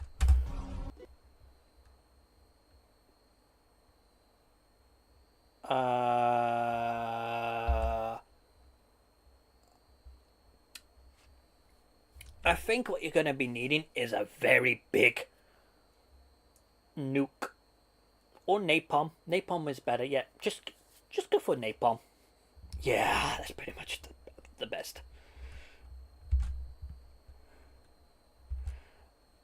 I don't know whoever's filming, but if you're filming, you shouldn't be standing there. I'm telling you right now. Especially if they're up on the ceilings as well. You just...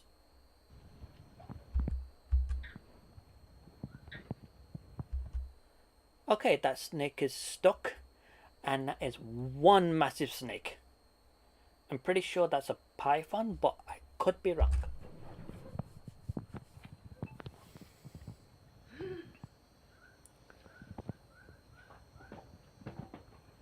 And I think it recently eaten, or it's having a child.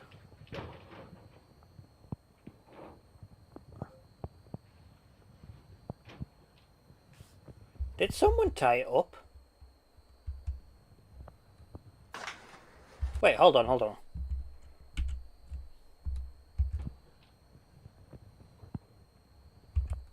Are there two snakes?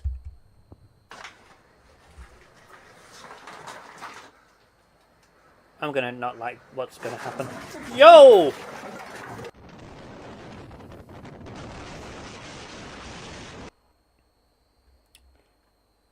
I like what the horses are doing. They're putting their heads down and that and stuff so they don't get hit by the blizzard. Was actually not a bad idea. I subscribe.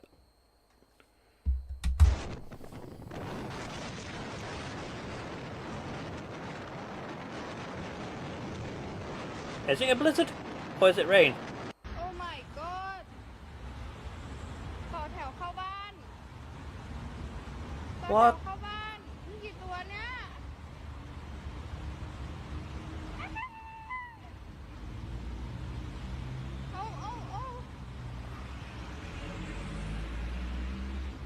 เอาอย่าไปกัดเขา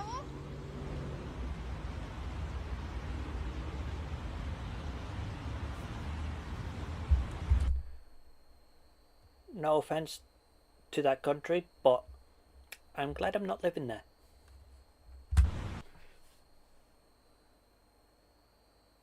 Black bear. And a guy is just there, sleeping, chilling, not realising what's happening. Oh, the black bear sees the human. Realises the human is asleep, smells the alcohol. Seeing if the human is dead. The human woke up and the black bear just ran away.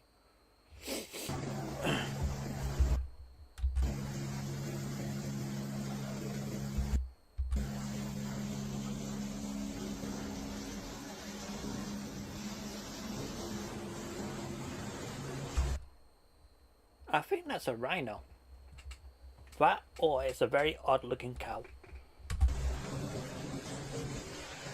But now we know how they do that. What the? Holy mac! What? Survival of the fittest. I'm just saying, that deer was like, nope, that is mine. I hope he didn't break your wind.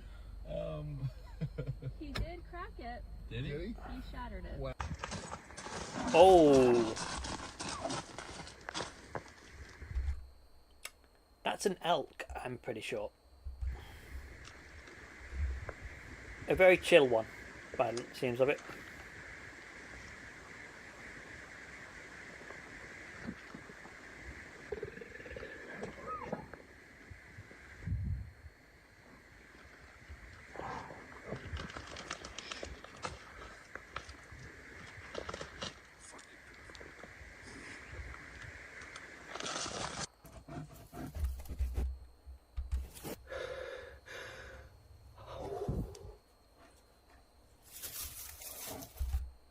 Yo, that's a grey bear. I'm pretty sure that's a cave bear, or like a descendant of a cave bear.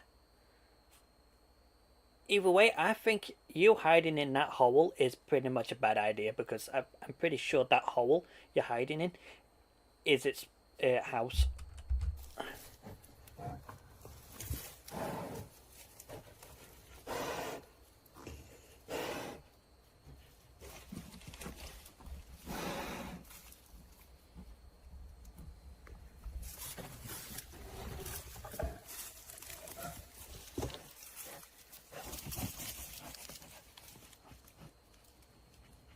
Let it sniff you.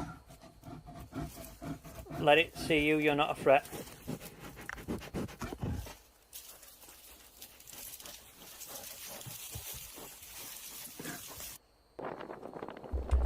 I think the human realised that it was inside its house, so he was like, how about this? You let me leave and you can have the house and we don't have to hurt each other. And if I was those people, I would bloody run away. I don't want to end up turning into a black goo. Wait, what? Yeah, no, just go. Those humans have no survival instincts. Oh wow, the destruction to my death is coming at me. Oh crap.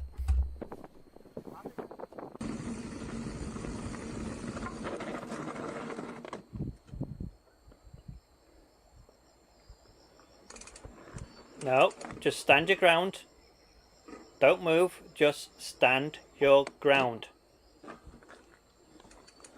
Don't. Okay.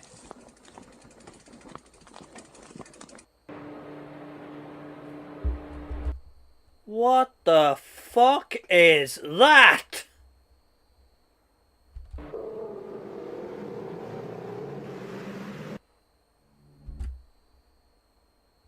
I'm pretty sure that was a fucking kraken.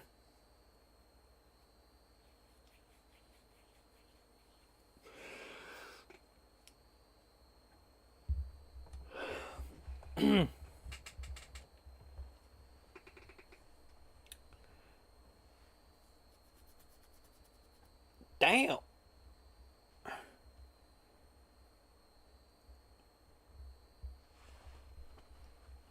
It's still a myth because that could be faked, but I'm just saying, when it comes to myths, there has to be some truth to it, and we haven't explored nearly deep enough of the ocean, so there's a chance, there's a slight chance, but that was massive.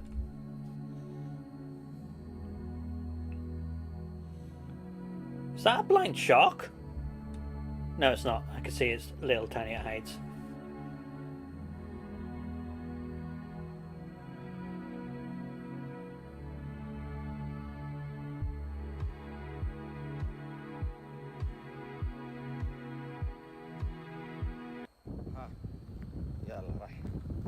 Don't be a spider. لا هنا يا غبي هذا بيتك هي مع السلامة.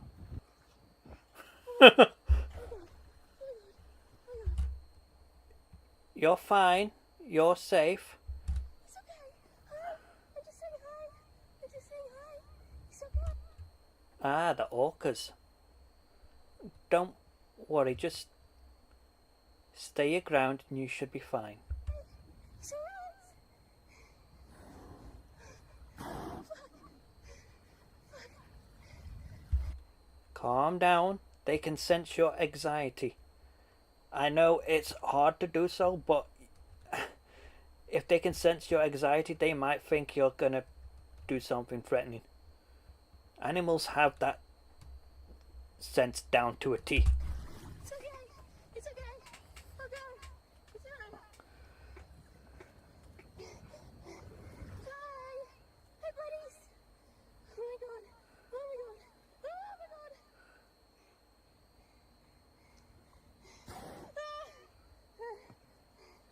It's okay.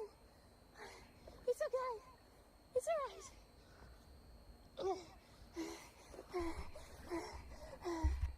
Keep talking, slow your breathing, because they can understand you. It's just that we don't know if that's possible, but if majority of the animals can understand humans, more than likely they can.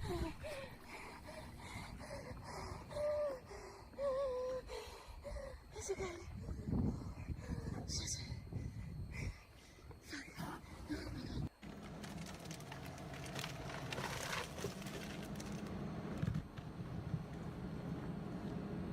Yeah, I wouldn't be underneath that. I just... Nope.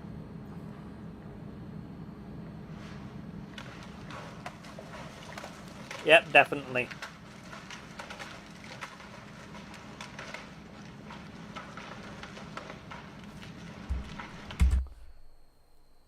I just found the perfect way for lumberjacks to get easy wood. Just roll down a bloody boulder. Simple. I'm just saying. Look at it. It works. Use nature against nature.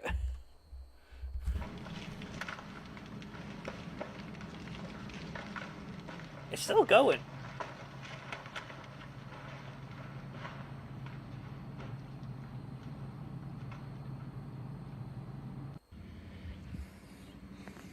Oh, shit. Yo. Oh. Oh. No. Oh. No.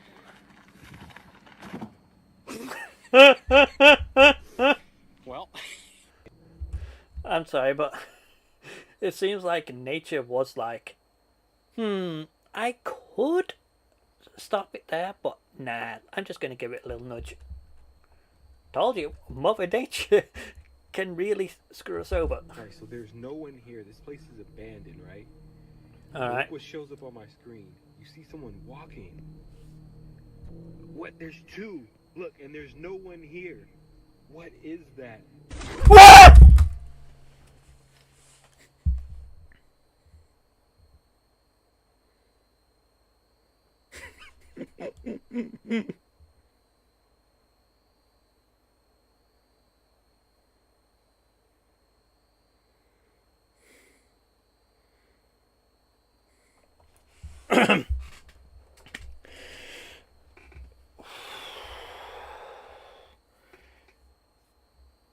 Motherfucker.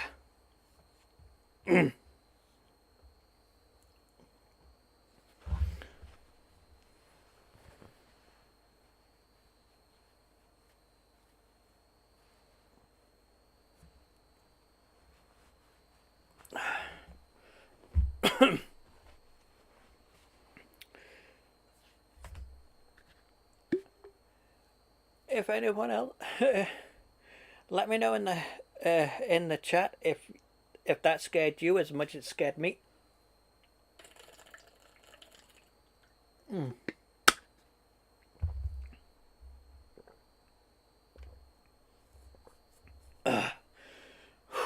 Because I think my jump scare warning. I should have read that. I should have read that. See, humans don't read warning signs. I just proved that.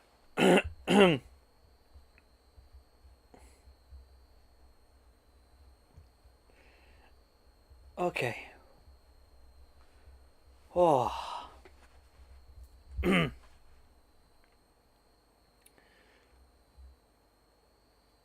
Let's do this. Whew.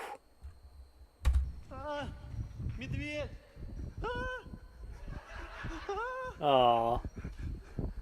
Is that a baby bear? Aww. It may be cute now, but you might want to leave the baby bear alone, because if the baby bear is dead, the mother's not far behind. And the mother is... let's just say they are very protective. Pardon me. Whoa! What the what the fuck did that come from? Like, literally. Like, it came from there, right? Do you see it? Because I certainly don't see it.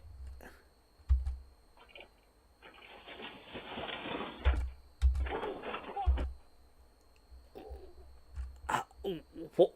It just came out through the wall?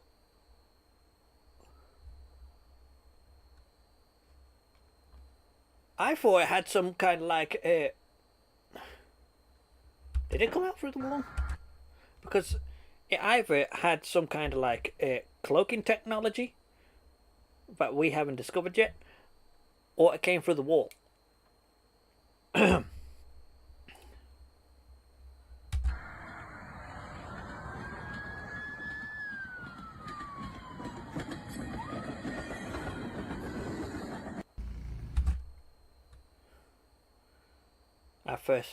When I first saw that, my brain instantly went, flying spider. The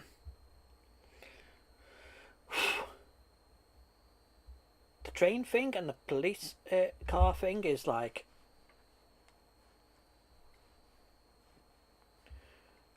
I thought I saw everything, but apparently I didn't. Whoa, hello.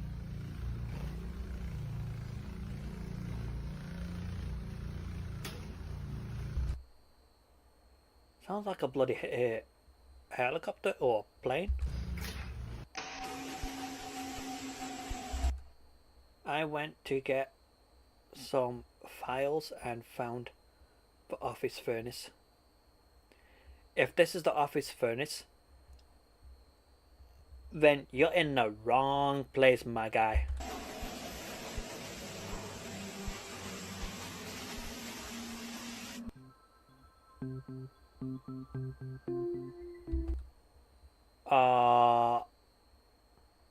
That's not evolution. That is radiation. Now, my thinking is this: do you charge people for 2 fish or 1 fish?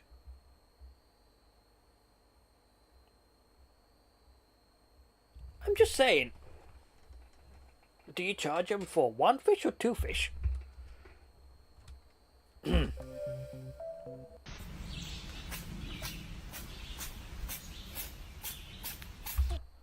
Bro, I thought someone was walking, but it's a bloody cat. Oh, oh, oh, oh, oh, oh, oh, oh, oh, oh. I felt that pain. Ouch.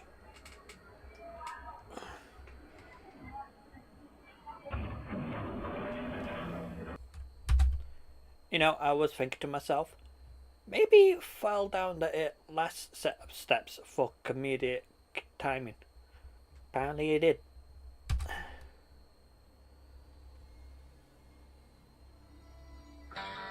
Jesus, mother.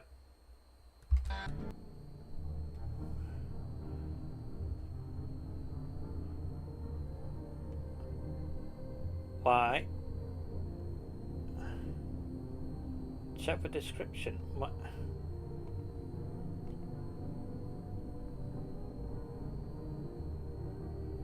Don't click the link.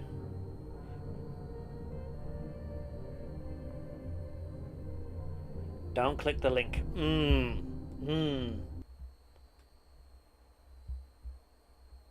Fuck it.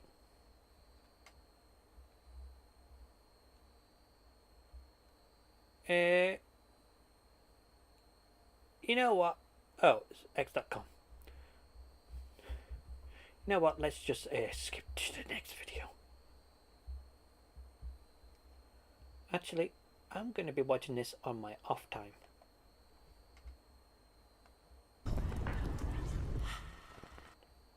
Okay, this is it. We eliminate this, and then we go to this. Unless you want to watch that, we'll watch all this since this is 5 scary ghost videos I need to apologize for.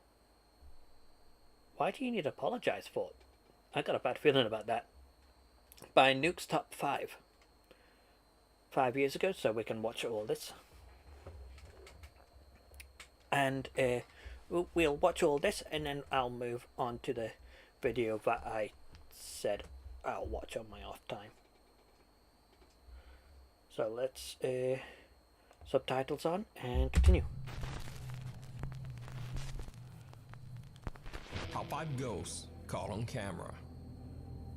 Shadow of Doubt. Ghost hunter David Brantley from the YouTube channel Signs and Signals goes to investigate a local church in Chester, South Carolina, along with his nephew Eli. The church was built in the late 1800s, and David says that in the early 1900s, ritualistic ceremonies were held on church grounds. He says that many of the people who attend the church claim to have witnessed strange shadow figures and objects moving around on their own. As David and his nephew Eli are exploring the dark rooms and hallways of the creepy building, they begin to ask any supernatural being or entity that might be present to give them a sign. To their surprise, something seems to respond. If there's a presence here, could you make yourself known?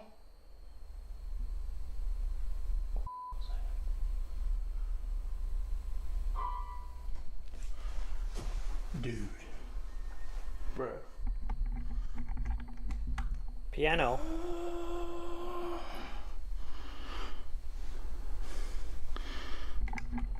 That guy has the same beard as I do. Big ass rat, so I don't know. You got a knife, right? We just checked everywhere.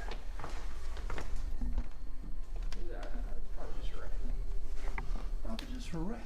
I hope so.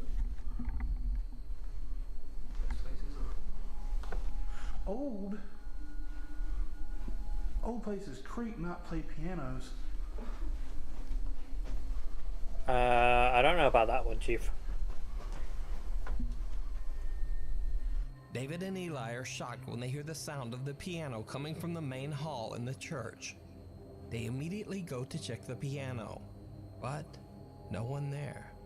They ask the spirit to give them a sign and play the piano again. Come on, just play the piano one more time for me.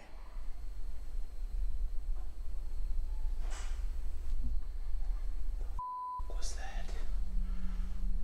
Dude. This time they hear the creaking of a door, and when they go to check it out, they find that a small storage closet has opened on its own. Also, even though they don't notice it at the time, a chair they filmed earlier has now turned around without explanation. David and Eli decide to sit in the back of the main hall to keep an eye on the piano. That's when they capture something downright chilling. Did you used to play piano here?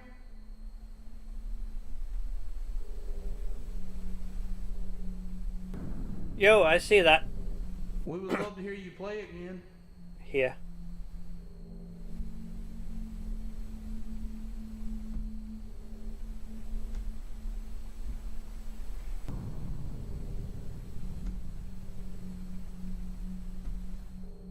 Without noticing it, they capture something peeking out at them from a room at the front of the church. Not once, but twice. David says that he was completely unaware of the shadow figure until he looked back at his footage later.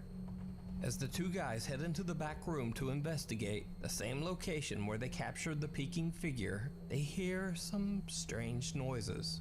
And without even knowing, they capture this.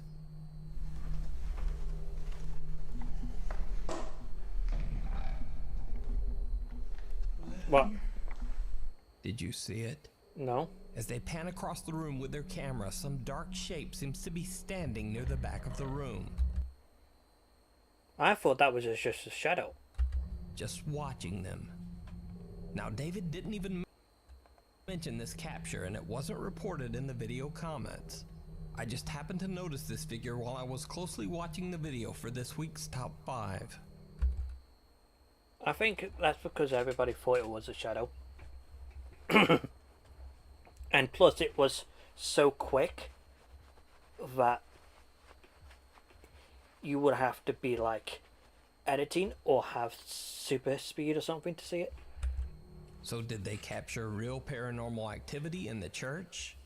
Or is it just an elaborate hoax? You decide.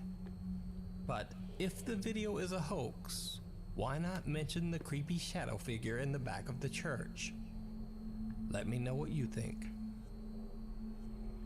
If you see a video that you think would be perfect for the top 5, or if you have a ghost hunting channel and you caught something great, contact me at nukestop5@gmail.com.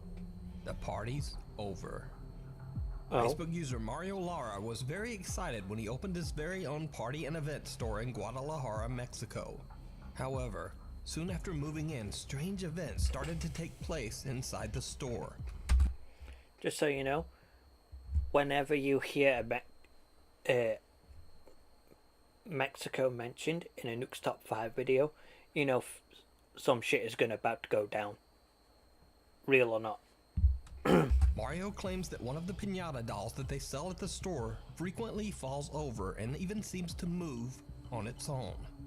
After continuous unexplained activity, Mario decides to lock the piñata in the store's restroom and broadcast it live on Facebook. Esa piñata que tenemos ahí es la que sospechosa, la verdad es que no sabemos si de verdad sea.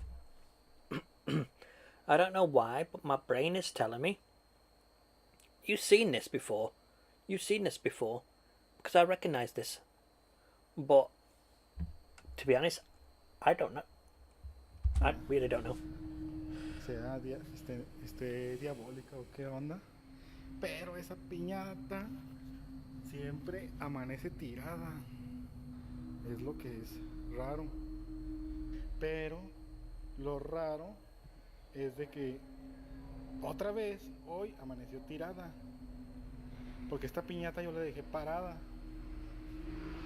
La dejé. Te voy a levantar. La dejé así. Yo la dejé así. Y la dejé.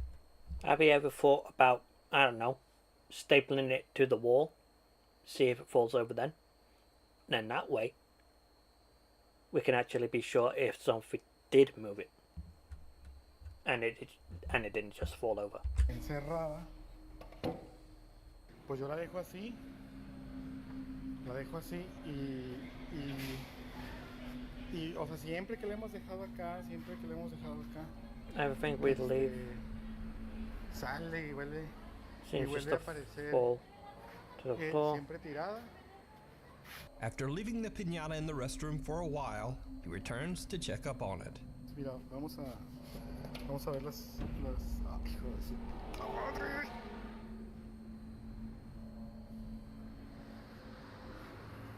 Es lo que les digo. Ay, mi corazón.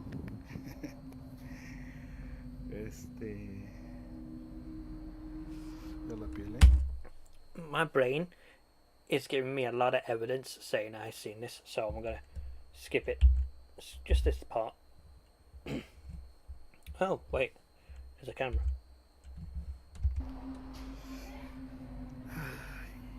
Just as he claims on his Facebook, the piñata falls to the restroom floor.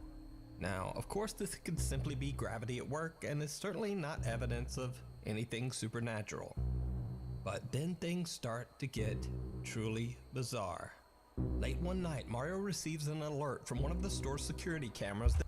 You know what? I'm not going to skip it. I'm going to continue it. Even if I having my brain telling me, you know what's going to happen. This is happening. I'm just going to ignore it and continue. Movement has been detected inside the store. Fearing an intruder, he immediately checks the CCTV footage. He is shocked by what he finds. Oh yeah, I think I've seen it. Oh no, I haven't.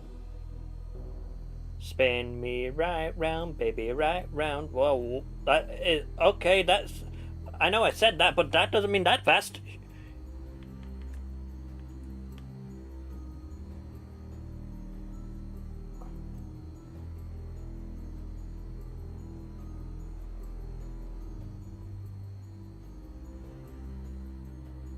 One of the piñatas that's hanging from the ceiling suddenly starts to move and then just violently spins out of control, before finally slowing to a halt.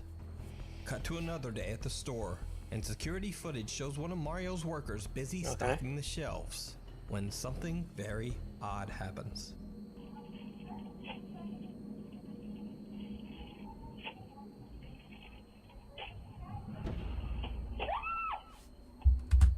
Bro, I was looking at the wrong place. A pack of plastic trays is launched off a shelf towards the worker, sending her screaming and running in fear. Another night, and Mario receives a late alert from his security cameras that, once again, there is movement in his store. When he checks the CCTV footage, he finds something truly terrifying.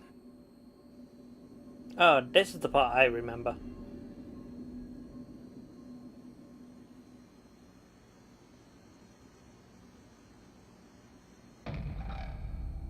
Yep.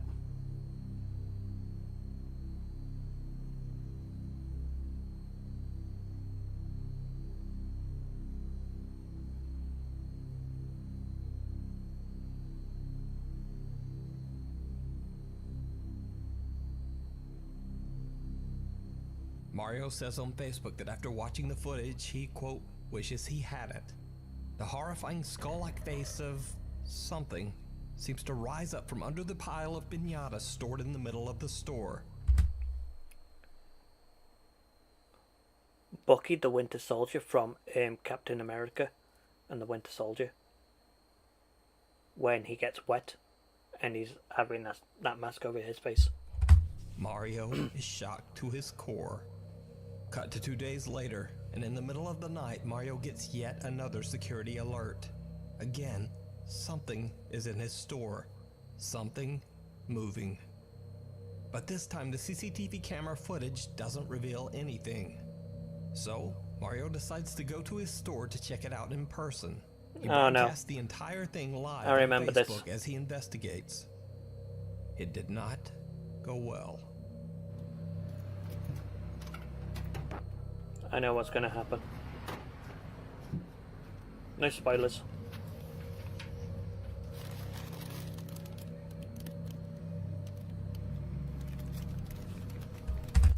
I'm sorry, but just looking and hearing that sound of these crisps, by the looks of it, making me hungry.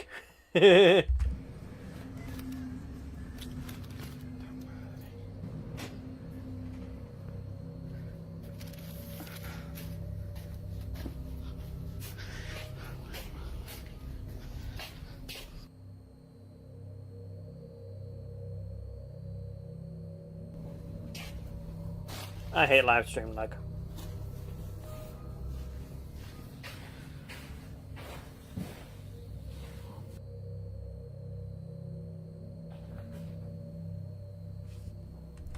Before we do continue though, I have to mention that good on him for trying the lights even though they didn't work.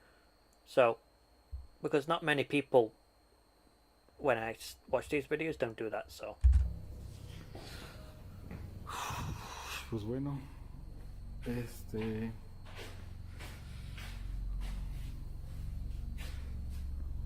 voy a apagar la luz y a irnos. Voy a... Uy, escuché un ruido por allá. Bueno.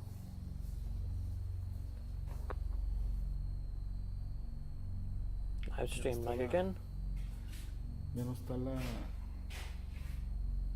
Quitamos la veladora por cuestiones de seguridad. Live stream lag again. Y pues todo normal.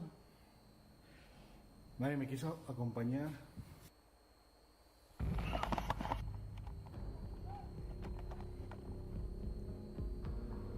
Unlike Mario's previous live broadcast, this time his stream is glitching and lagging severely. He hears an odd sound coming from somewhere inside the store, and when he looks up, he is horrified. What appears to be the same figure he captured on CCTV only 2 days earlier seems to be hiding in the shadows in the rafters of his store, staring down at him. Mario makes a run for it and soon after just turns off his Facebook Live. The thing is, they said staring down at him. There's more than one though, that I noticed. If we play it normally. Unlike Mario's previous live broadcast, por cuestiones de seguridad. Y pues todo normal. Nadie me quiso acompañar. Right. I didn't see this. I saw this. I thought someone is looking down at him. But I seen this. This could just be a light bulb. I could be wrong. But I didn't see this until it got pointed out. Nope. I was right. If you... Nadie me quiso acompañar. That thing moves on its own, watch. Yeah. So, there weren't just one, there were two.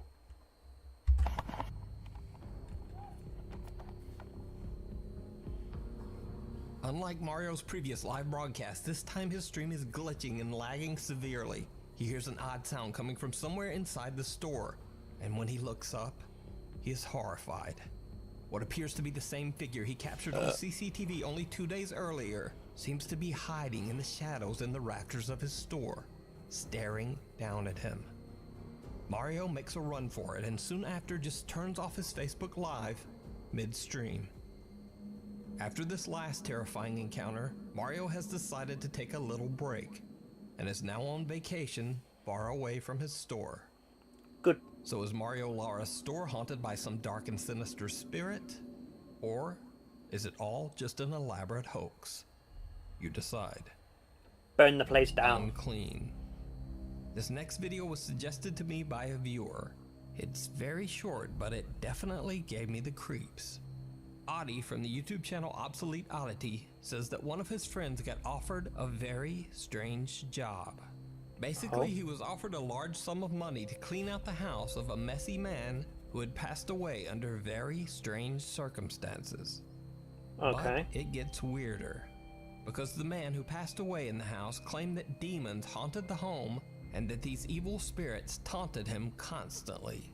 Now, this could all simply be dismissed as the ravings of an unstable mind, but the house does have a haunted history, and several of the previous tenants have also passed away under bizarre circumstances.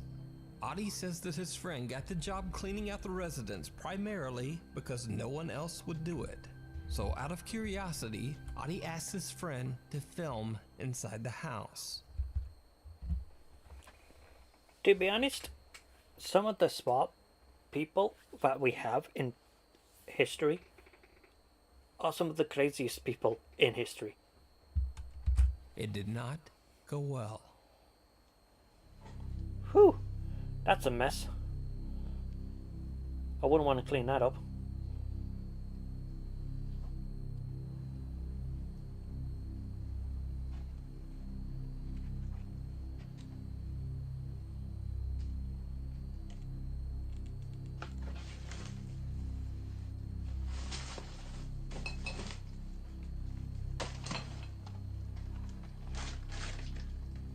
And he was living like this? Sheesh.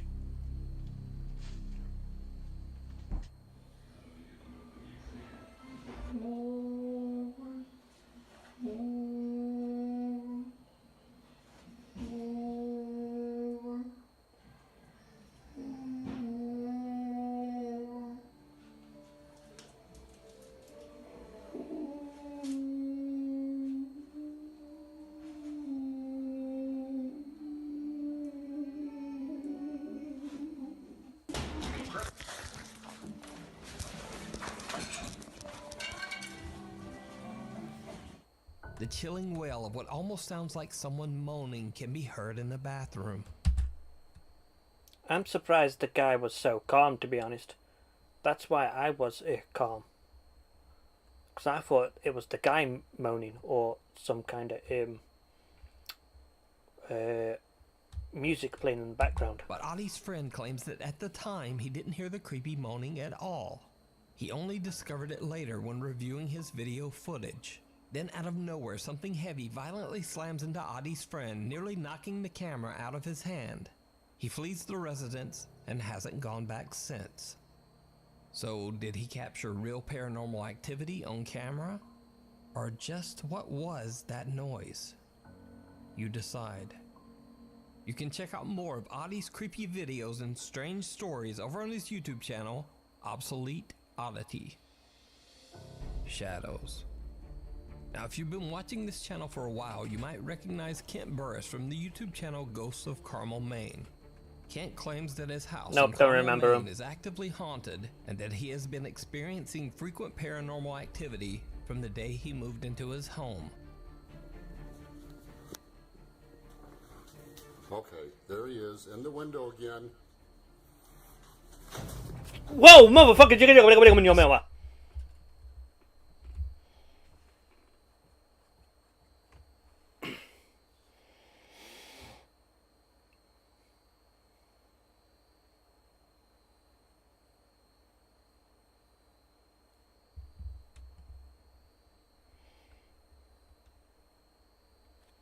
See, I was expecting it, but I kind of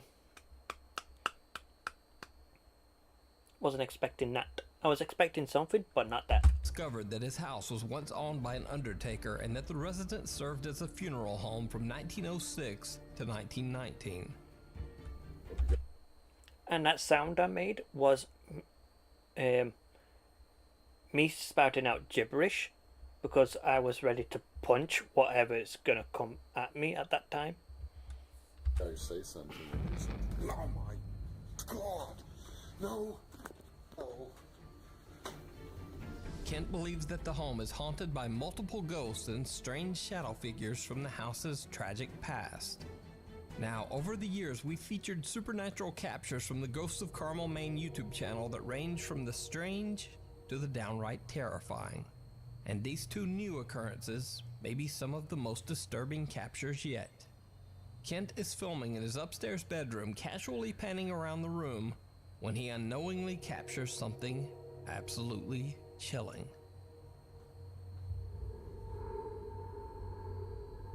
Did you see it? When slowed down, you can see what appears to be a dark figure staring at Kent from behind a wardrobe. See, a lot of people would miss that because it's just boom. Because even I missed that. In the corner. Now, what's especially strange about this clip is that this particular wardrobe stands only 1.5 inches away from the wall. So it would be absolutely impossible for someone to have been standing behind there. In another recent video, Kent is doing an EVP session in the house's basement when his night vision camera captures something truly bizarre. Is it in this area? Is it under the house? Or is it just the whole house? Whoa. What the hell was that? What? Is it in this area? Is it under the house? Or is it just the whole house? Whoa. What the hell was that? A strange dark shape can be seen quickly darting into the basement's crawl space. Kent claims that he's seen these quick shadows move across his home before, but has found it almost impossible to capture them on camera. When he reviews his footage later, he is shocked to see what else he has captured. Before he set up his video equipment in the basement, he took about 30 photos of the area, all in the hopes of capturing something that couldn't be seen with the naked eye. Makes One sense. of the shocking pictures shows what looks like a strange malformed face. I'm sorry, but if I saw that in a photo of a room that I was previously in, I would just leave the house. Because even if that's not a ghost, that could just be a regular human wearing a mask.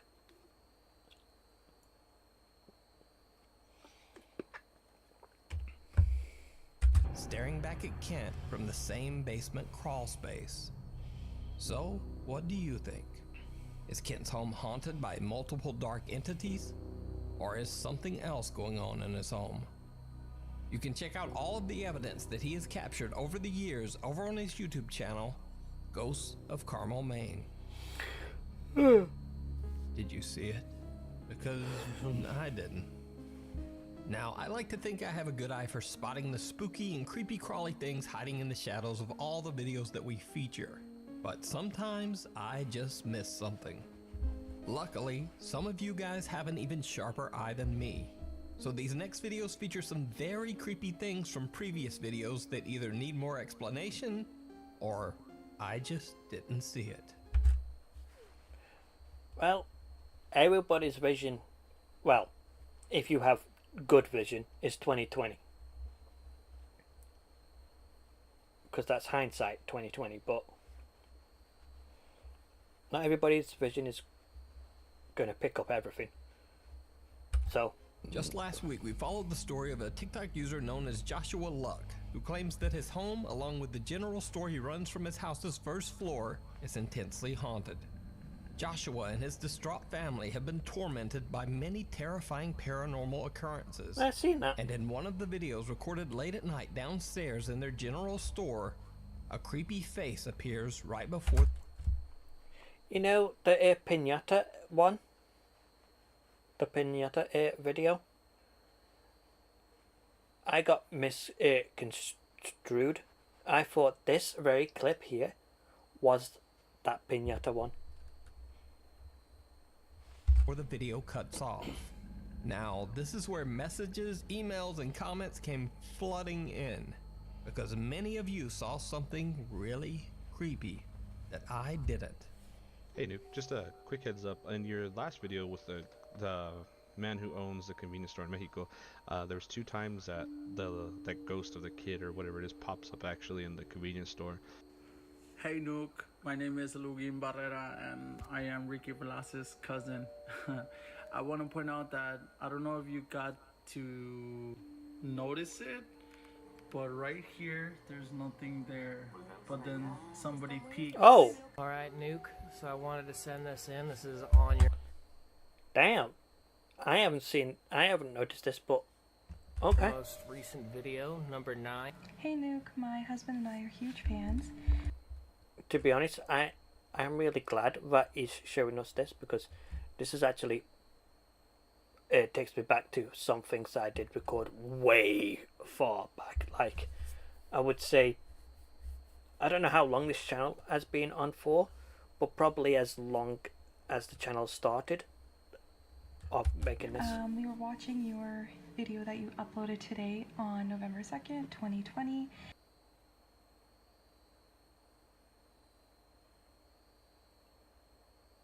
Nukes, you forgot something. If the video paused then, other than just now, that is because my phone sent me a message. Because my headset that I'm using, or headphones, is connected to my phone and my TV, aka PC. Look.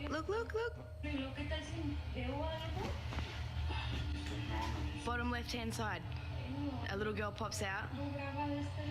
Just there. Do you see it? See? Disappears. There. Right there. Slowly disappears. Gone. I didn't see it. Joshua Luck and his family didn't see it.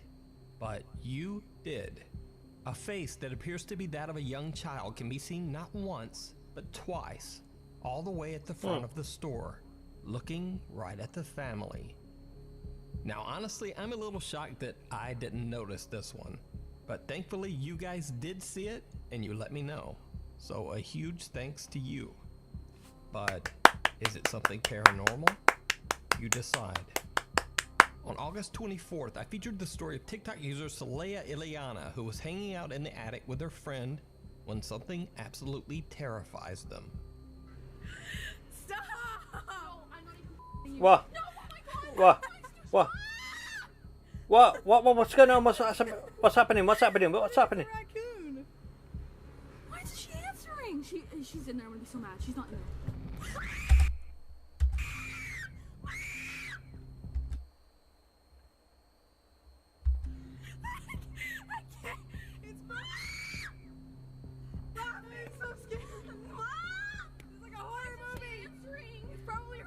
She was just messing with us for a long amount of time. It scared the out of me. Let's throw something at it. What? What the fuck? Oh my God! It's so weird. No, it's not. Why was it knocking? It was completely closed. Like I shut it. Like it closes with the lock. Slay. I'm shaking. Now, this is where things get a little creepier, because many of you were quick to point out something else shows up in the video only moments after the door mysteriously swings open. Really? Okay, I need to get ready for this shit. Hey Nuke, so I was watching your video and I've noticed that when the girl turns her camera around, there's a black figure that shoots right by. I think I found some Nukes didn't point out. Watch. That's it. You see that?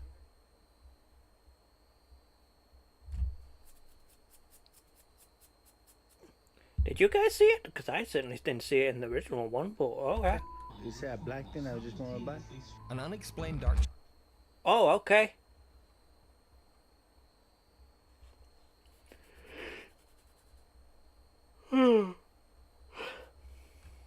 shadow seems to pass right in front of the camera. Could this be the evil entity that many TikTok viewers believe is responsible for the strange occurrences in Saleya's attic? Or is it something that can be more easily explained? Now, at first I thought it could simply be a finger accidentally sliding across the phone's camera lens. But the odd dark shape seems to grow in size before moving away to the right. You guys spotted it, I didn't, and it's still unexplained. So what do you think? Maybe it's the girl's soul that's left its body. I'm just saying.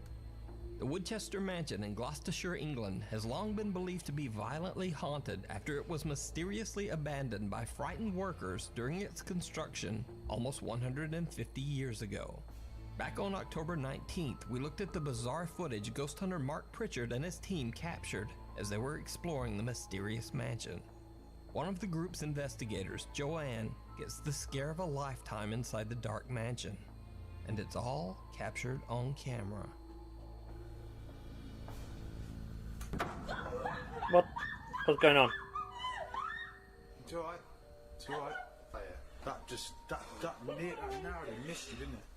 Oh, that came from up there. That was. Oh, you're right. Yeah? That just frightened me. You alright? Joanne is nearly hit by what appears to be a heavy piece of roof tile or stone. But if that wasn't creepy enough, many of you spotted something very strange right after the terrifying event takes place. So you missed something that'll be in the top, like right around there when they pan the camera. In the rafters, just above them. You see it? And then it goes back. I thought I saw some movement, but I thought it was the flashlight. Take a close look. And then again, when you go back, you can kind of see the thing. Right there. And then it goes up. Just above the unsuspecting group, a strange shadow can be seen. Now, the reason I didn't point this out in the original video is that I believe that the shadow might be created by one of the other investigators' flashlights. However, many viewers pointed the shadow out as possibly being something paranormal. So, as always, I will leave that up to you to decide. Now, this next video by the popular Mexican YouTube Urbex channel Terror Alex Dreamo was featured on August 24th, and I've gotten hundreds of questions and comments about it since. The Terror Alex Dreamo crew explored the abandoned Gonzalo Castanado Hospital. I don't know why, but my brain is telling me that I saw the original video of this, and now coming back to it after so many years. Even though that's 5 years ago. In Mexico City. During their exploration, they witness and capture some extremely creepy activity in the dark hallways and rooms of the hospital. In this part of the video, Lewis and cameraman Yanni are discussing the garbage and litter strewn around the abandoned room. And then, this happens.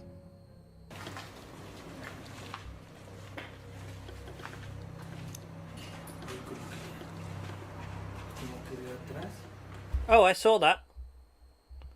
Hold on. If you do this a little bit.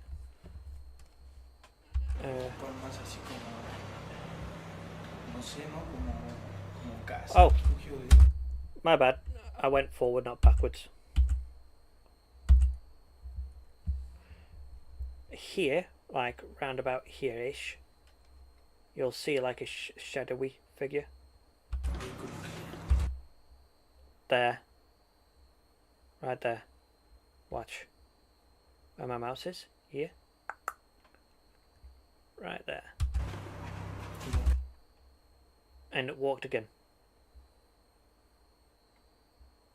Now that could be anything. That could be another person in another building or something like a security guard, but I just thought, like, I noticed it.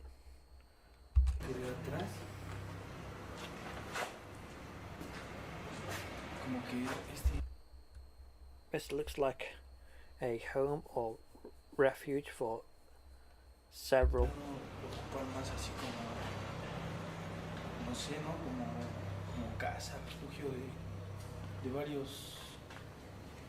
Some dark figure seems to pass a doorway behind one of the Oh, I probably saw something that. Okay.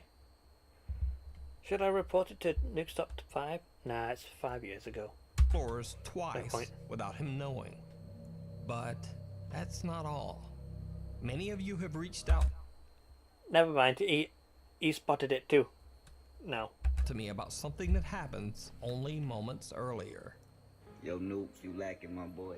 You ain't peeping. You missed this part. So I was watching Nuke Top 5's newest video and I realized that he missed something. My name is Jules. Thank you so much for the videos that you are uploading every week.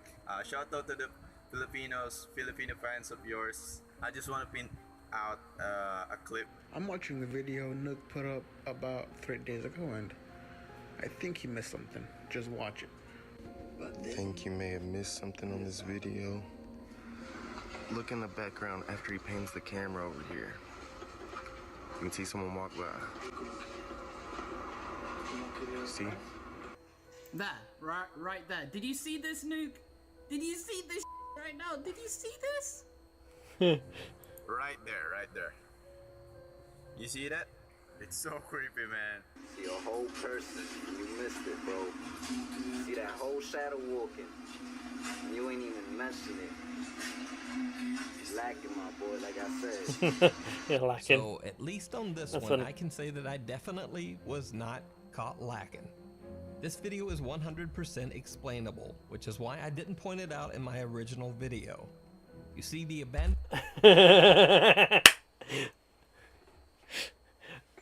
I like it how they were like, I caught you lacking, my boy. But they didn't. Castanado Hospital is located right in the downtown streets of Mexico City. In fact, right across the street from the broken down hospital, there are buildings that are still being used as offices and apartments. That's what I said. I have a super brain. My super knowledge. So I'm thinking that someone across the way just happened to be walking around their office at the exact moment that the camera pans by the window. But having said that, I can't possibly spot all the creepy crawly stuff hidden in all of the videos. So if you happen to catch something in a video that I didn't see, point it out in a video response and send it to nukestop5@gmail.com. Because I actually do love it when you guys find some little creepy something in a video that I missed. Thanks for watching. By the way, last week's video, which was a super creepy 30-minute long top 10, for some reason was just not really promoted by YouTube.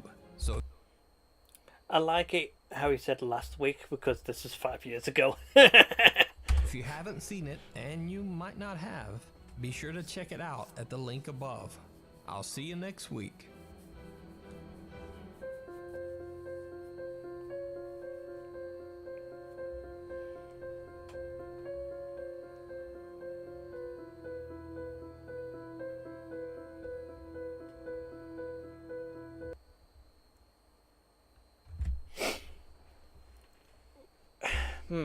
We could have a look at this one because it is newer and we only watch half of it after we watch the next one. So I'm going to do this and then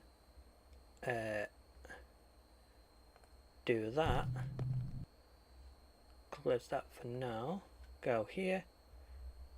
This is 26, so this is 2 days ago, so I'll be watching half of this after I had a pee.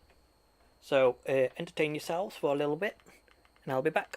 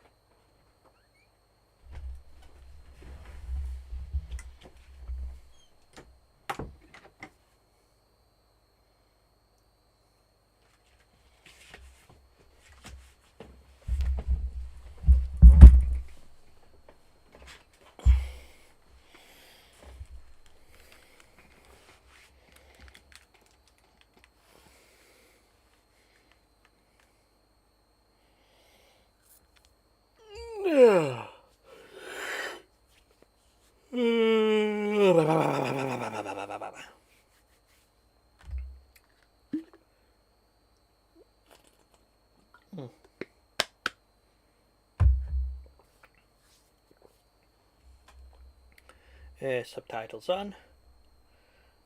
This is top 15 scariest TikTok ghost videos of 2025. And hello, I am back. By Fearsome Top 5. Okie dokie. As I said, this came out 2 days ago, so we'll be watching half of this. So half of 6 is 3, half of 2 is 1, so that's 13, and then half of 30 is 15, half of 2 is, so it's 1, so 15, so 13, 16, 13, 16. Let's get to it.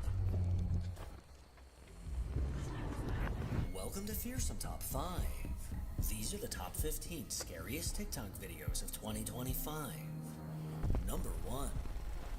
While living in his trailer, a man named Daniel began experiencing unsettling encounters.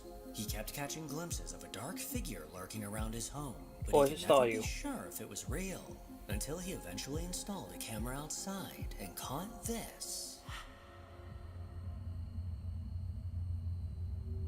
What kind of in the shadow creatures of hell was that?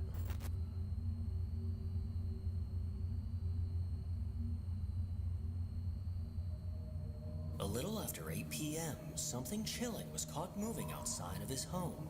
The camera he set up captured a dark, translucent figure quickly walking by, and as it stepped towards the darkness, it eerily faded away completely. This haunting figure looked to be the shape of a person, but it seemed to fade in and out of view as it walked towards the left. Daniel's incredibly creeped out after catching this footage, as this is the exact same figure he's been seeing outside. Number 2. A woman on TikTok that goes by Villain's Deeds has a sister who's currently fixing up an old cabin in Oregon. Often while she's in the cabin, her toddler and dog are by her side. But over time, she's noticed her toddler occasionally talking to someone who isn't there. One day as she pulled up to the cabin, she could have sworn she heard a phone ring. A ring that sounded like it belonged to an old house phone. Trying to catch it on camera, she began recording, but she ended up catching something entirely different.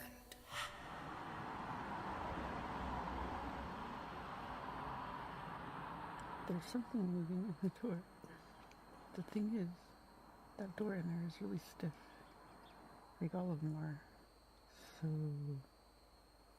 there's nothing hanging there.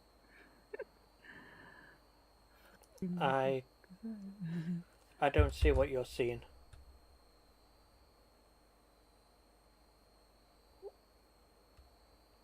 What am I supposed to be looking at? Because I don't see what you're seeing. Because there could have been a door there, something hanging there. There's could have been a door there, something hanging there. Or there could be something hanging there, or something hanging there. I can't see it. It's gotta be something. I don't know what the f***. It just what the f***. Alright. It's the top one. Here. Watch it move. You've seen that? Just as soon as I'd like moved it back. Watch. It's full. Like up to here. And then it starts to move. Starts to shrink. It just what the holy.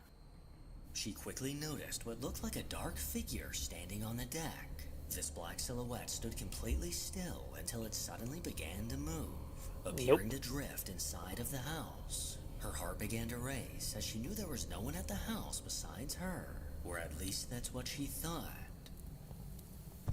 What do you mean? The Old South Pittsburgh Hospital, located in Tennessee, is renowned as one of the most haunted locations in the state. Established in 1959, it served the community until its closure in 1998. Since then, it's become a focal point for paranormal investigations. I was 4 years old when 1998 came around.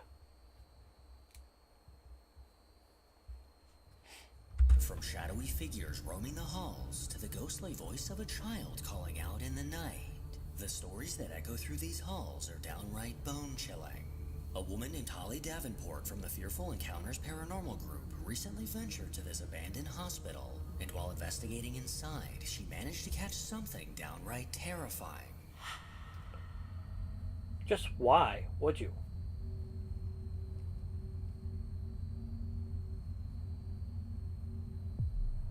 Yo.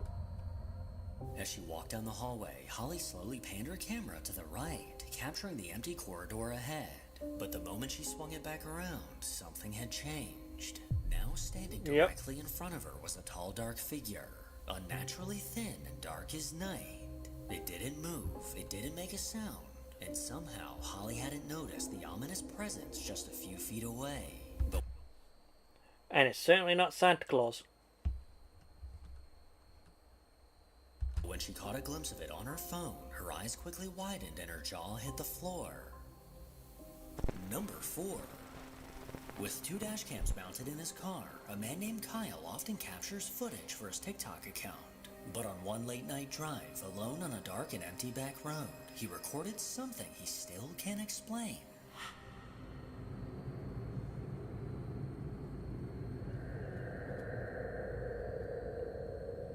I think I've seen this quite a few times. Something ahead suddenly caught his eye. At the very last second, he swerved, barely avoiding what he thought was a person standing dead center in the road. A pale figure had been chillingly standing in the dark in the middle of nowhere.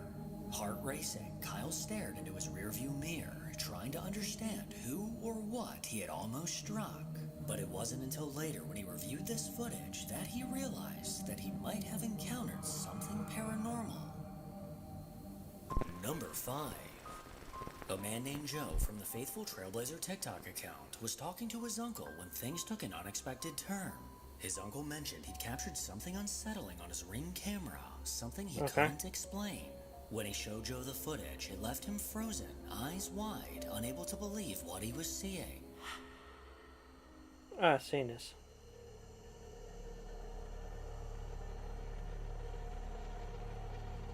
Yeah.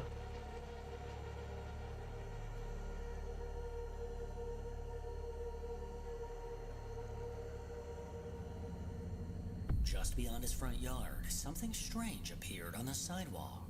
A misty human-shaped figure gliding by. It had no solid form, almost as if it were made of smoke. No one else was outside, and as Joe and his uncle replayed the footage, they were left rattled, unable to make sense of what they were seeing. Number 6. For the past few years, a man named Josh has been documenting the chilling activity unfolding in his home. With cameras placed throughout the house, he's made it his mission to capture evidence of the entity he believes is tormenting him. From objects moving in the middle of the night to faint shadows darting across the walls, Josh is convinced that something dark somehow attached itself to him. And over time, he eventually caught proof of the things he's been experiencing. I've seen this.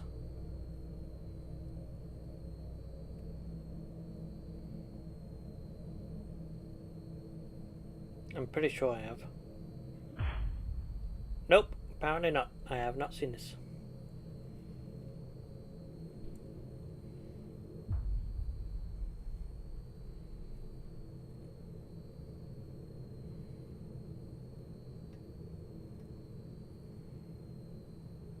Don't do it.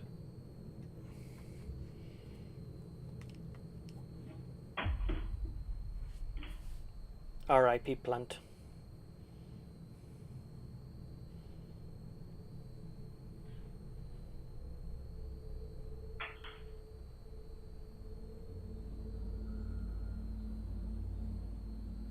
In the darkness of his basement, an unseen force made its presence known as several objects in the room began to move. First the tree, then the doll, and lastly the plant all fell to the floor without an apparent reason. Then oddly enough, the room began to fill with orbs. A couple weeks later, Josh almost fell out of his chair after hearing what was caught on the camera in his kitchen.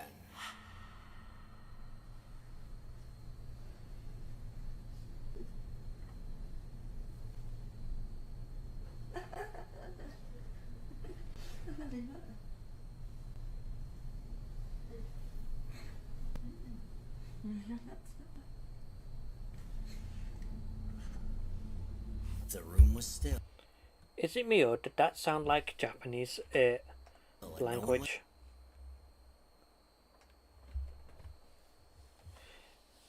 If anyone is watching this and you are Japanese or knows whatever that disembodied voice is saying, let me know.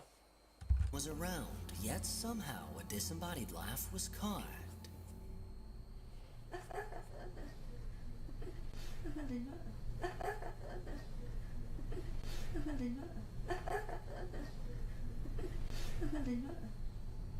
This hair-raising voice sounded like it belonged to a woman, but unnervingly, there was no one else in the house at the time. With goosebumps on his arms, Josh wasn't sure what to make of this, and things only got creepier when his camera then caught this.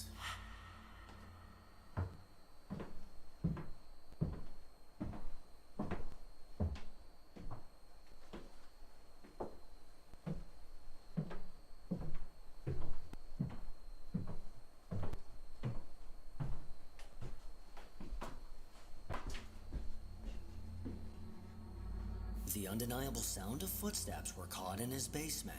Loud and clear, this bone-chilling sound filled the room, possibly belonging to the spirit whose voice was previously caught. And speaking of this voice, it seemed to make a chilling return.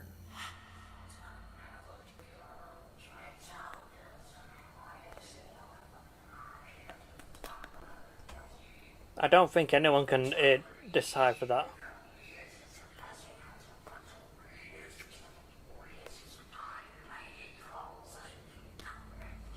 Just outside of his bathroom, a menacing voice seemed to be speaking directly into the camera. With a raspy tone, it spoke in full sentences, although it's hard to tell exactly what it's saying. He thought this was the creepiest thing he'd caught yet, but little did he know he was about to catch something downright horrifying. You kidding me?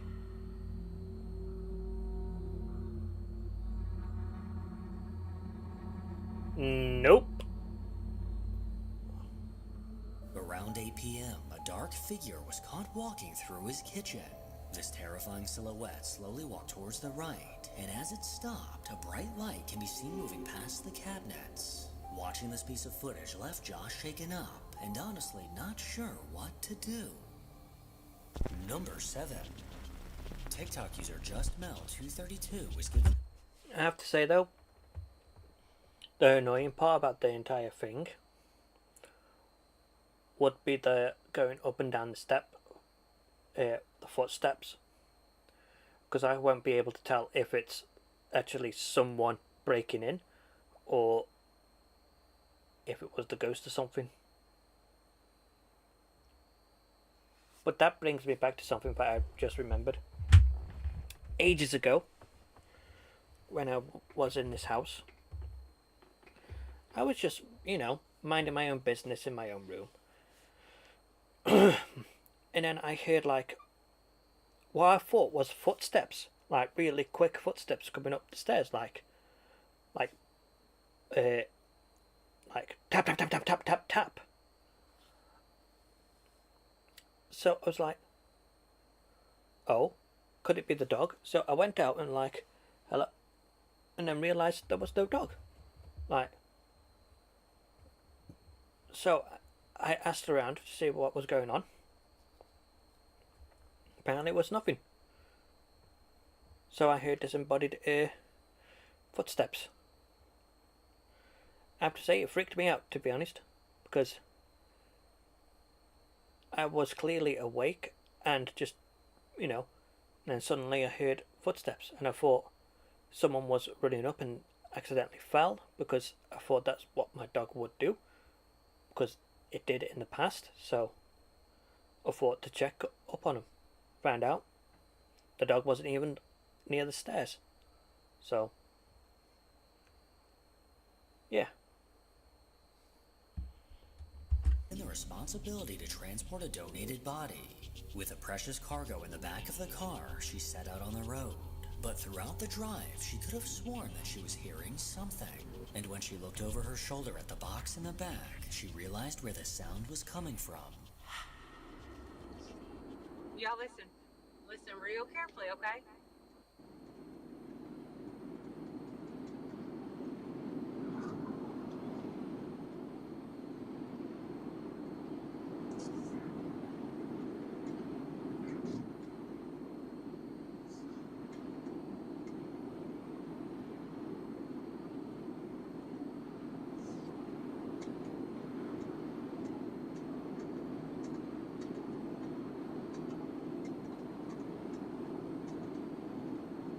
Settle down in there now, damn it.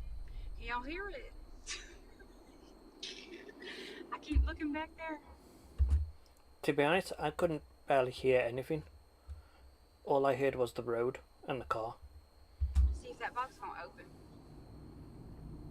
Just behind her in the back seat, the unsettling sound of whispers were coming from the box. The box which contains a dead body.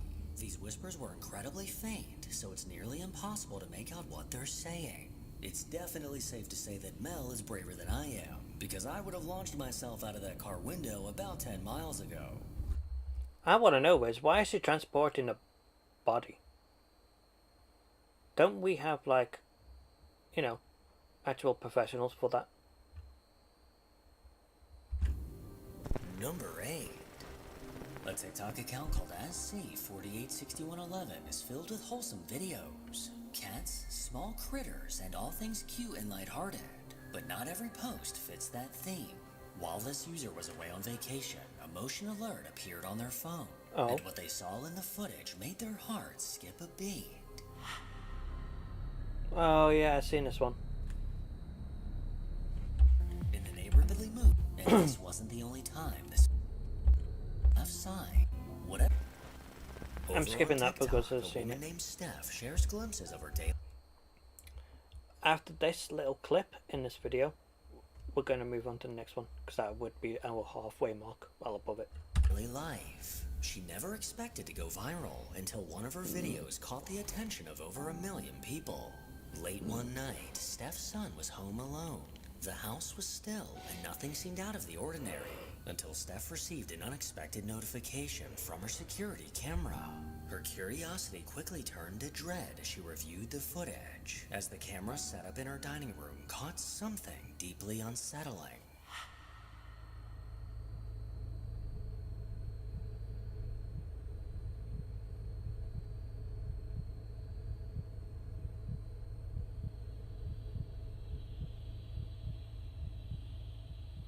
Just moments before her son entered the room, an unnerving figure appeared in the kitchen, and then just as eerily, it was gone.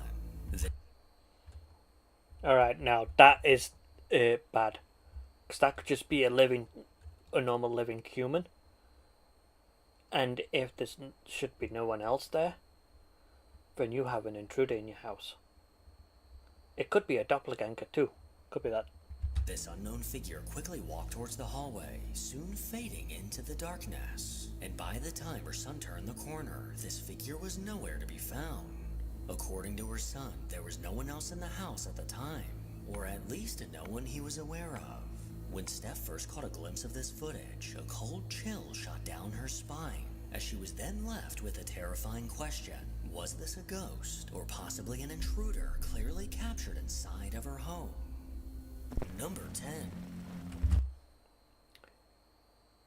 Even if it's a ghost, you should treat it as an intruder and get the authorities to look around and that and stuff. Because if it's not a ghost and it is an intruder, it could be a dangerous one. Right, on to the next one. Go to that video if you want to watch the whole thing.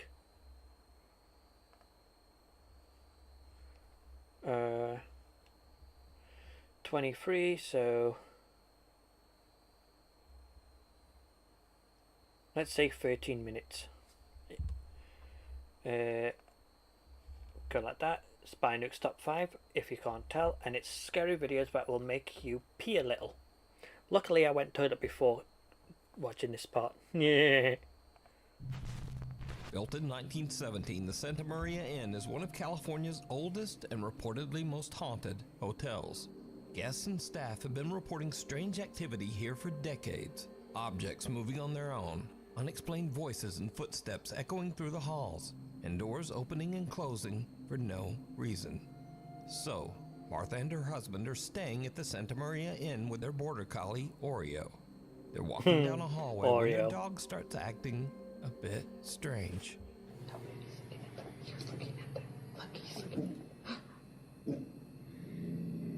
Show us what he's looking at. Oreo's freaking out, guys. And there's somebody sitting there. He doesn't want to go by it.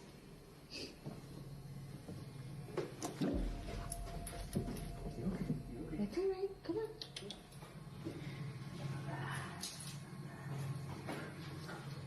Come on, Oreo.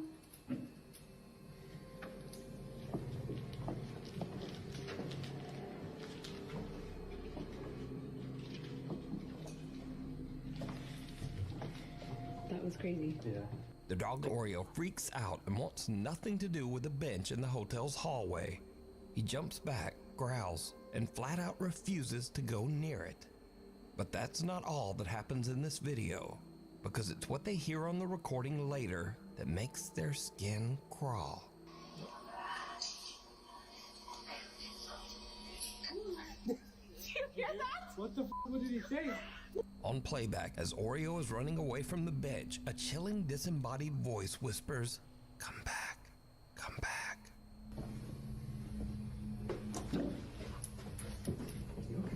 It's alright, come on.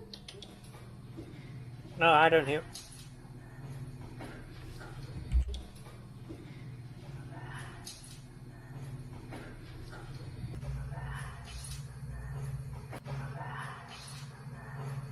Now, Martha originally recorded this video of the dog's strange reaction over 5 years ago, but she says she only recently realized that she also captured this chilling, unexplained voice calling out for their dog. Come on. Unseen attack. A new attraction in town is sure to leave even some skeptics a little spooked. The Savannah Paranormal Museum is now open down on West Boundaries. Yikes, spooked. The Savannah...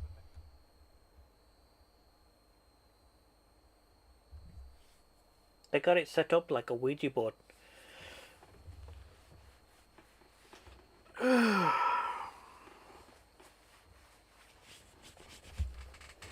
When you start dabbling in the supernatural, you'll never go back. Savannah Paranormal Museum is now open down on West Boundaries. Yikes. The Savannah Paranormal Museum in downtown Savannah, Georgia is dedicated to the city's long haunted history and all things paranormal. The museum also houses a large collection of supposedly haunted artifacts and dolls from around the world, and many believe these very items have actually led to the building itself being haunted.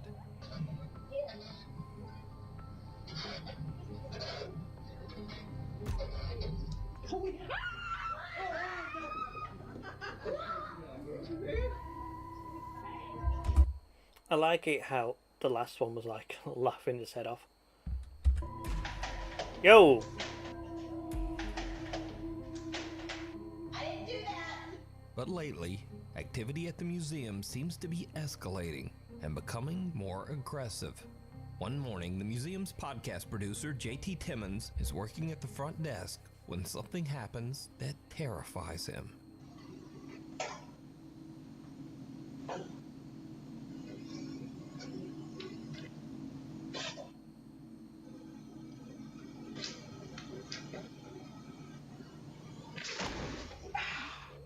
What? You okay?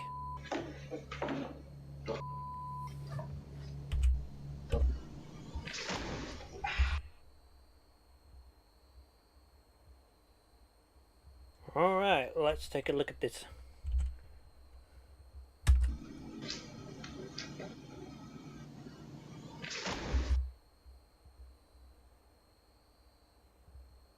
Now, the way it's positioned seems like that either someone that we can't see, like, shoved him into the desk and that on this shoulder side.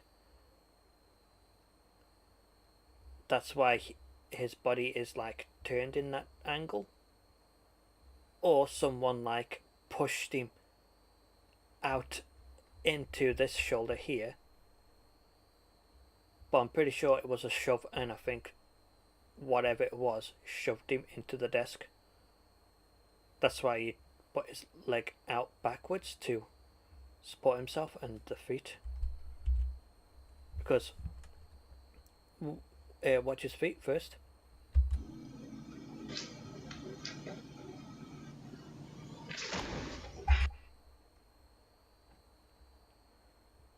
Seems like someone pushed him or punched him in the tummy.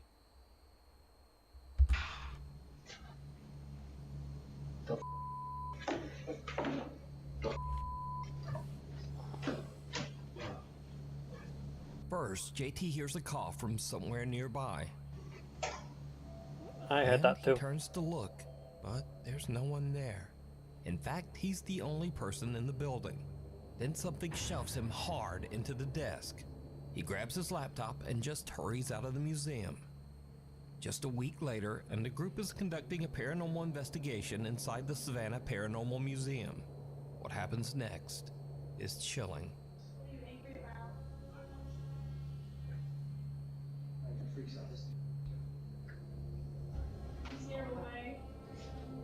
It's dude, this is crazy. You alright? One of the paranormal investigators is slammed in the back by an unseen force, nearly. The Paranormal Museum captured 2 real ghost attacks on camera. The Jedis are attacking. It's treason then. You can check out their full video covering both incidents over on their YouTube channel, Haunted City Studios, and judge for yourself. Invisible guest. A young woman named Sydney is invited to be a bridesmaid at a family wedding. She's thrilled, especially when she finds out that the bride's parents have rented a nice old Airbnb for her family to stay at all week. But her excitement fades fast, because from the moment they arrive, Sydney notices that her dog starts acting strangely at the bottom of the staircase. Seen this not so long ago. I think it was in the last trying to get scared thing, so.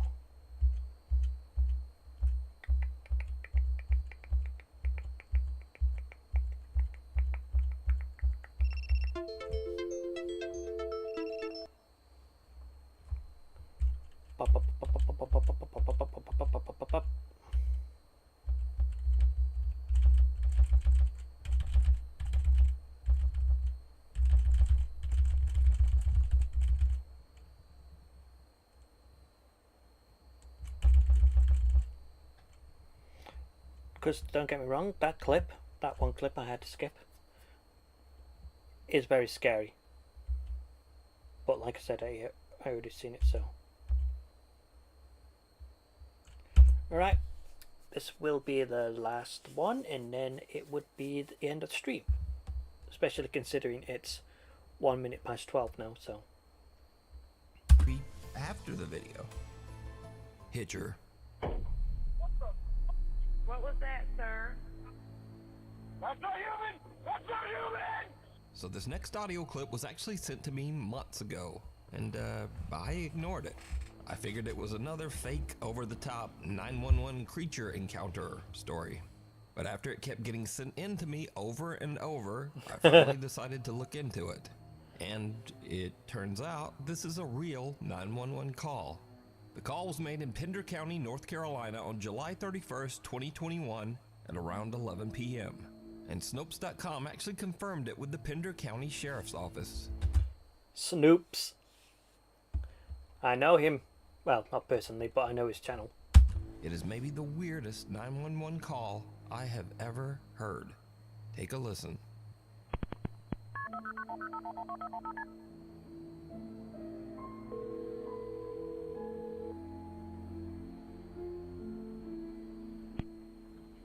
Pender County 911, what's the address of your emergency? I'm driving on 210. I just crossed the Black River, and I thought I saw a guy standing on the side of the road bleeding. Okay, where are you at, sir? I'm on 210. I just crossed the Black River. I'm heading towards 53E.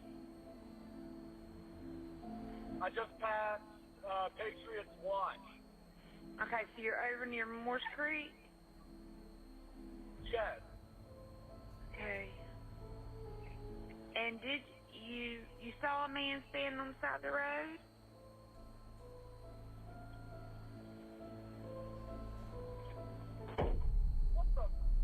What was that, sir? That's not human! That's not human! Sir, are you okay, sir? There's something in the bed of my truck! Okay, what's in the road? No, it's not in the road, it's in my truck. In the bed. There's something in the bed of your truck? Yes, ma'am, I just turned on my bed light for my truck and there's something in my bed. Okay, sir, when you say something, what do you mean? I just knocked it off of the bed of my truck and went over my roof. Okay, what was it? Now again, this call is verified. It is a real 911 call. But obviously, that doesn't mean that everything the caller said is verified. According to the man, he first saw what looked like an injured person on the side of the road. And then out of nowhere, a pale humanoid figure with sunken eyes and no nose or ears jumped into the bed of his truck and pressed its face right against the back glass. Oh boy. He says he slammed on the brakes and the thing flew over the cab, hit the road, got up, and ran into the woods. The YouTube channel Carolina Case Files actually confirmed the report with Pender County Sheriff Alan Cutler. About 11 o'clock p.m. that evening, a call came into our 911 dispatch of an individual standing on the side of the road, and it appeared to be bleeding. Now, he stated he was traveling 55 or 60 mile an hour, so I can see how traveling at that speed in the dark, it would be difficult to exactly identify what he saw. Sorry I paused, I just want to say that if I'm not speaking it's because I'm actually like listening and trying to get you know. But he stated that it looked like a human being standing there with streaks of blood coming down. It is very hard to listen to that call, to that 911 tape, without becoming somewhat unnerved. It actually bothered me the first time that I heard it. Now, obviously there's no way to verify what the man saw, but keep in mind, he stayed on the line with 911, pulled over, and actually met up with sheriff's deputies. And he wasn't arrested for making a false report or for being under the influence of anything. So what exactly happened out there? Sheriff Cutler says people in that area report strange things all the time. For years, the residents and people out there in the Curry area near the battlefield have reported seeing things and hearing things that they couldn't exactly understand. You can watch a full deep dive on this case over on the YouTube channel, Carolina Case Files. Pulled from a Dream. Nuke's Top 5. Right, that would be the end of this stream. And that... Oh, before you go, there's a story I need to tell, but the thing is, I was meant to tell you because I remembered it when I was having a pee. But now I forgot what it was. I'm trying to remember what the story was.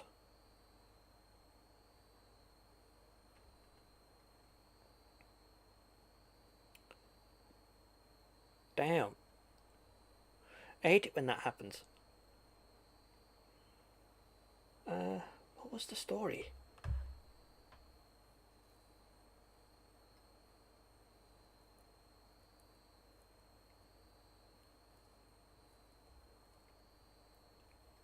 Anyway, I don't remember, so this is going to be the end of the stream, so this is a goodbye, farewell, and I'll see you all again next time. And I have to say, the mini-me inside my mouth, tastes nice.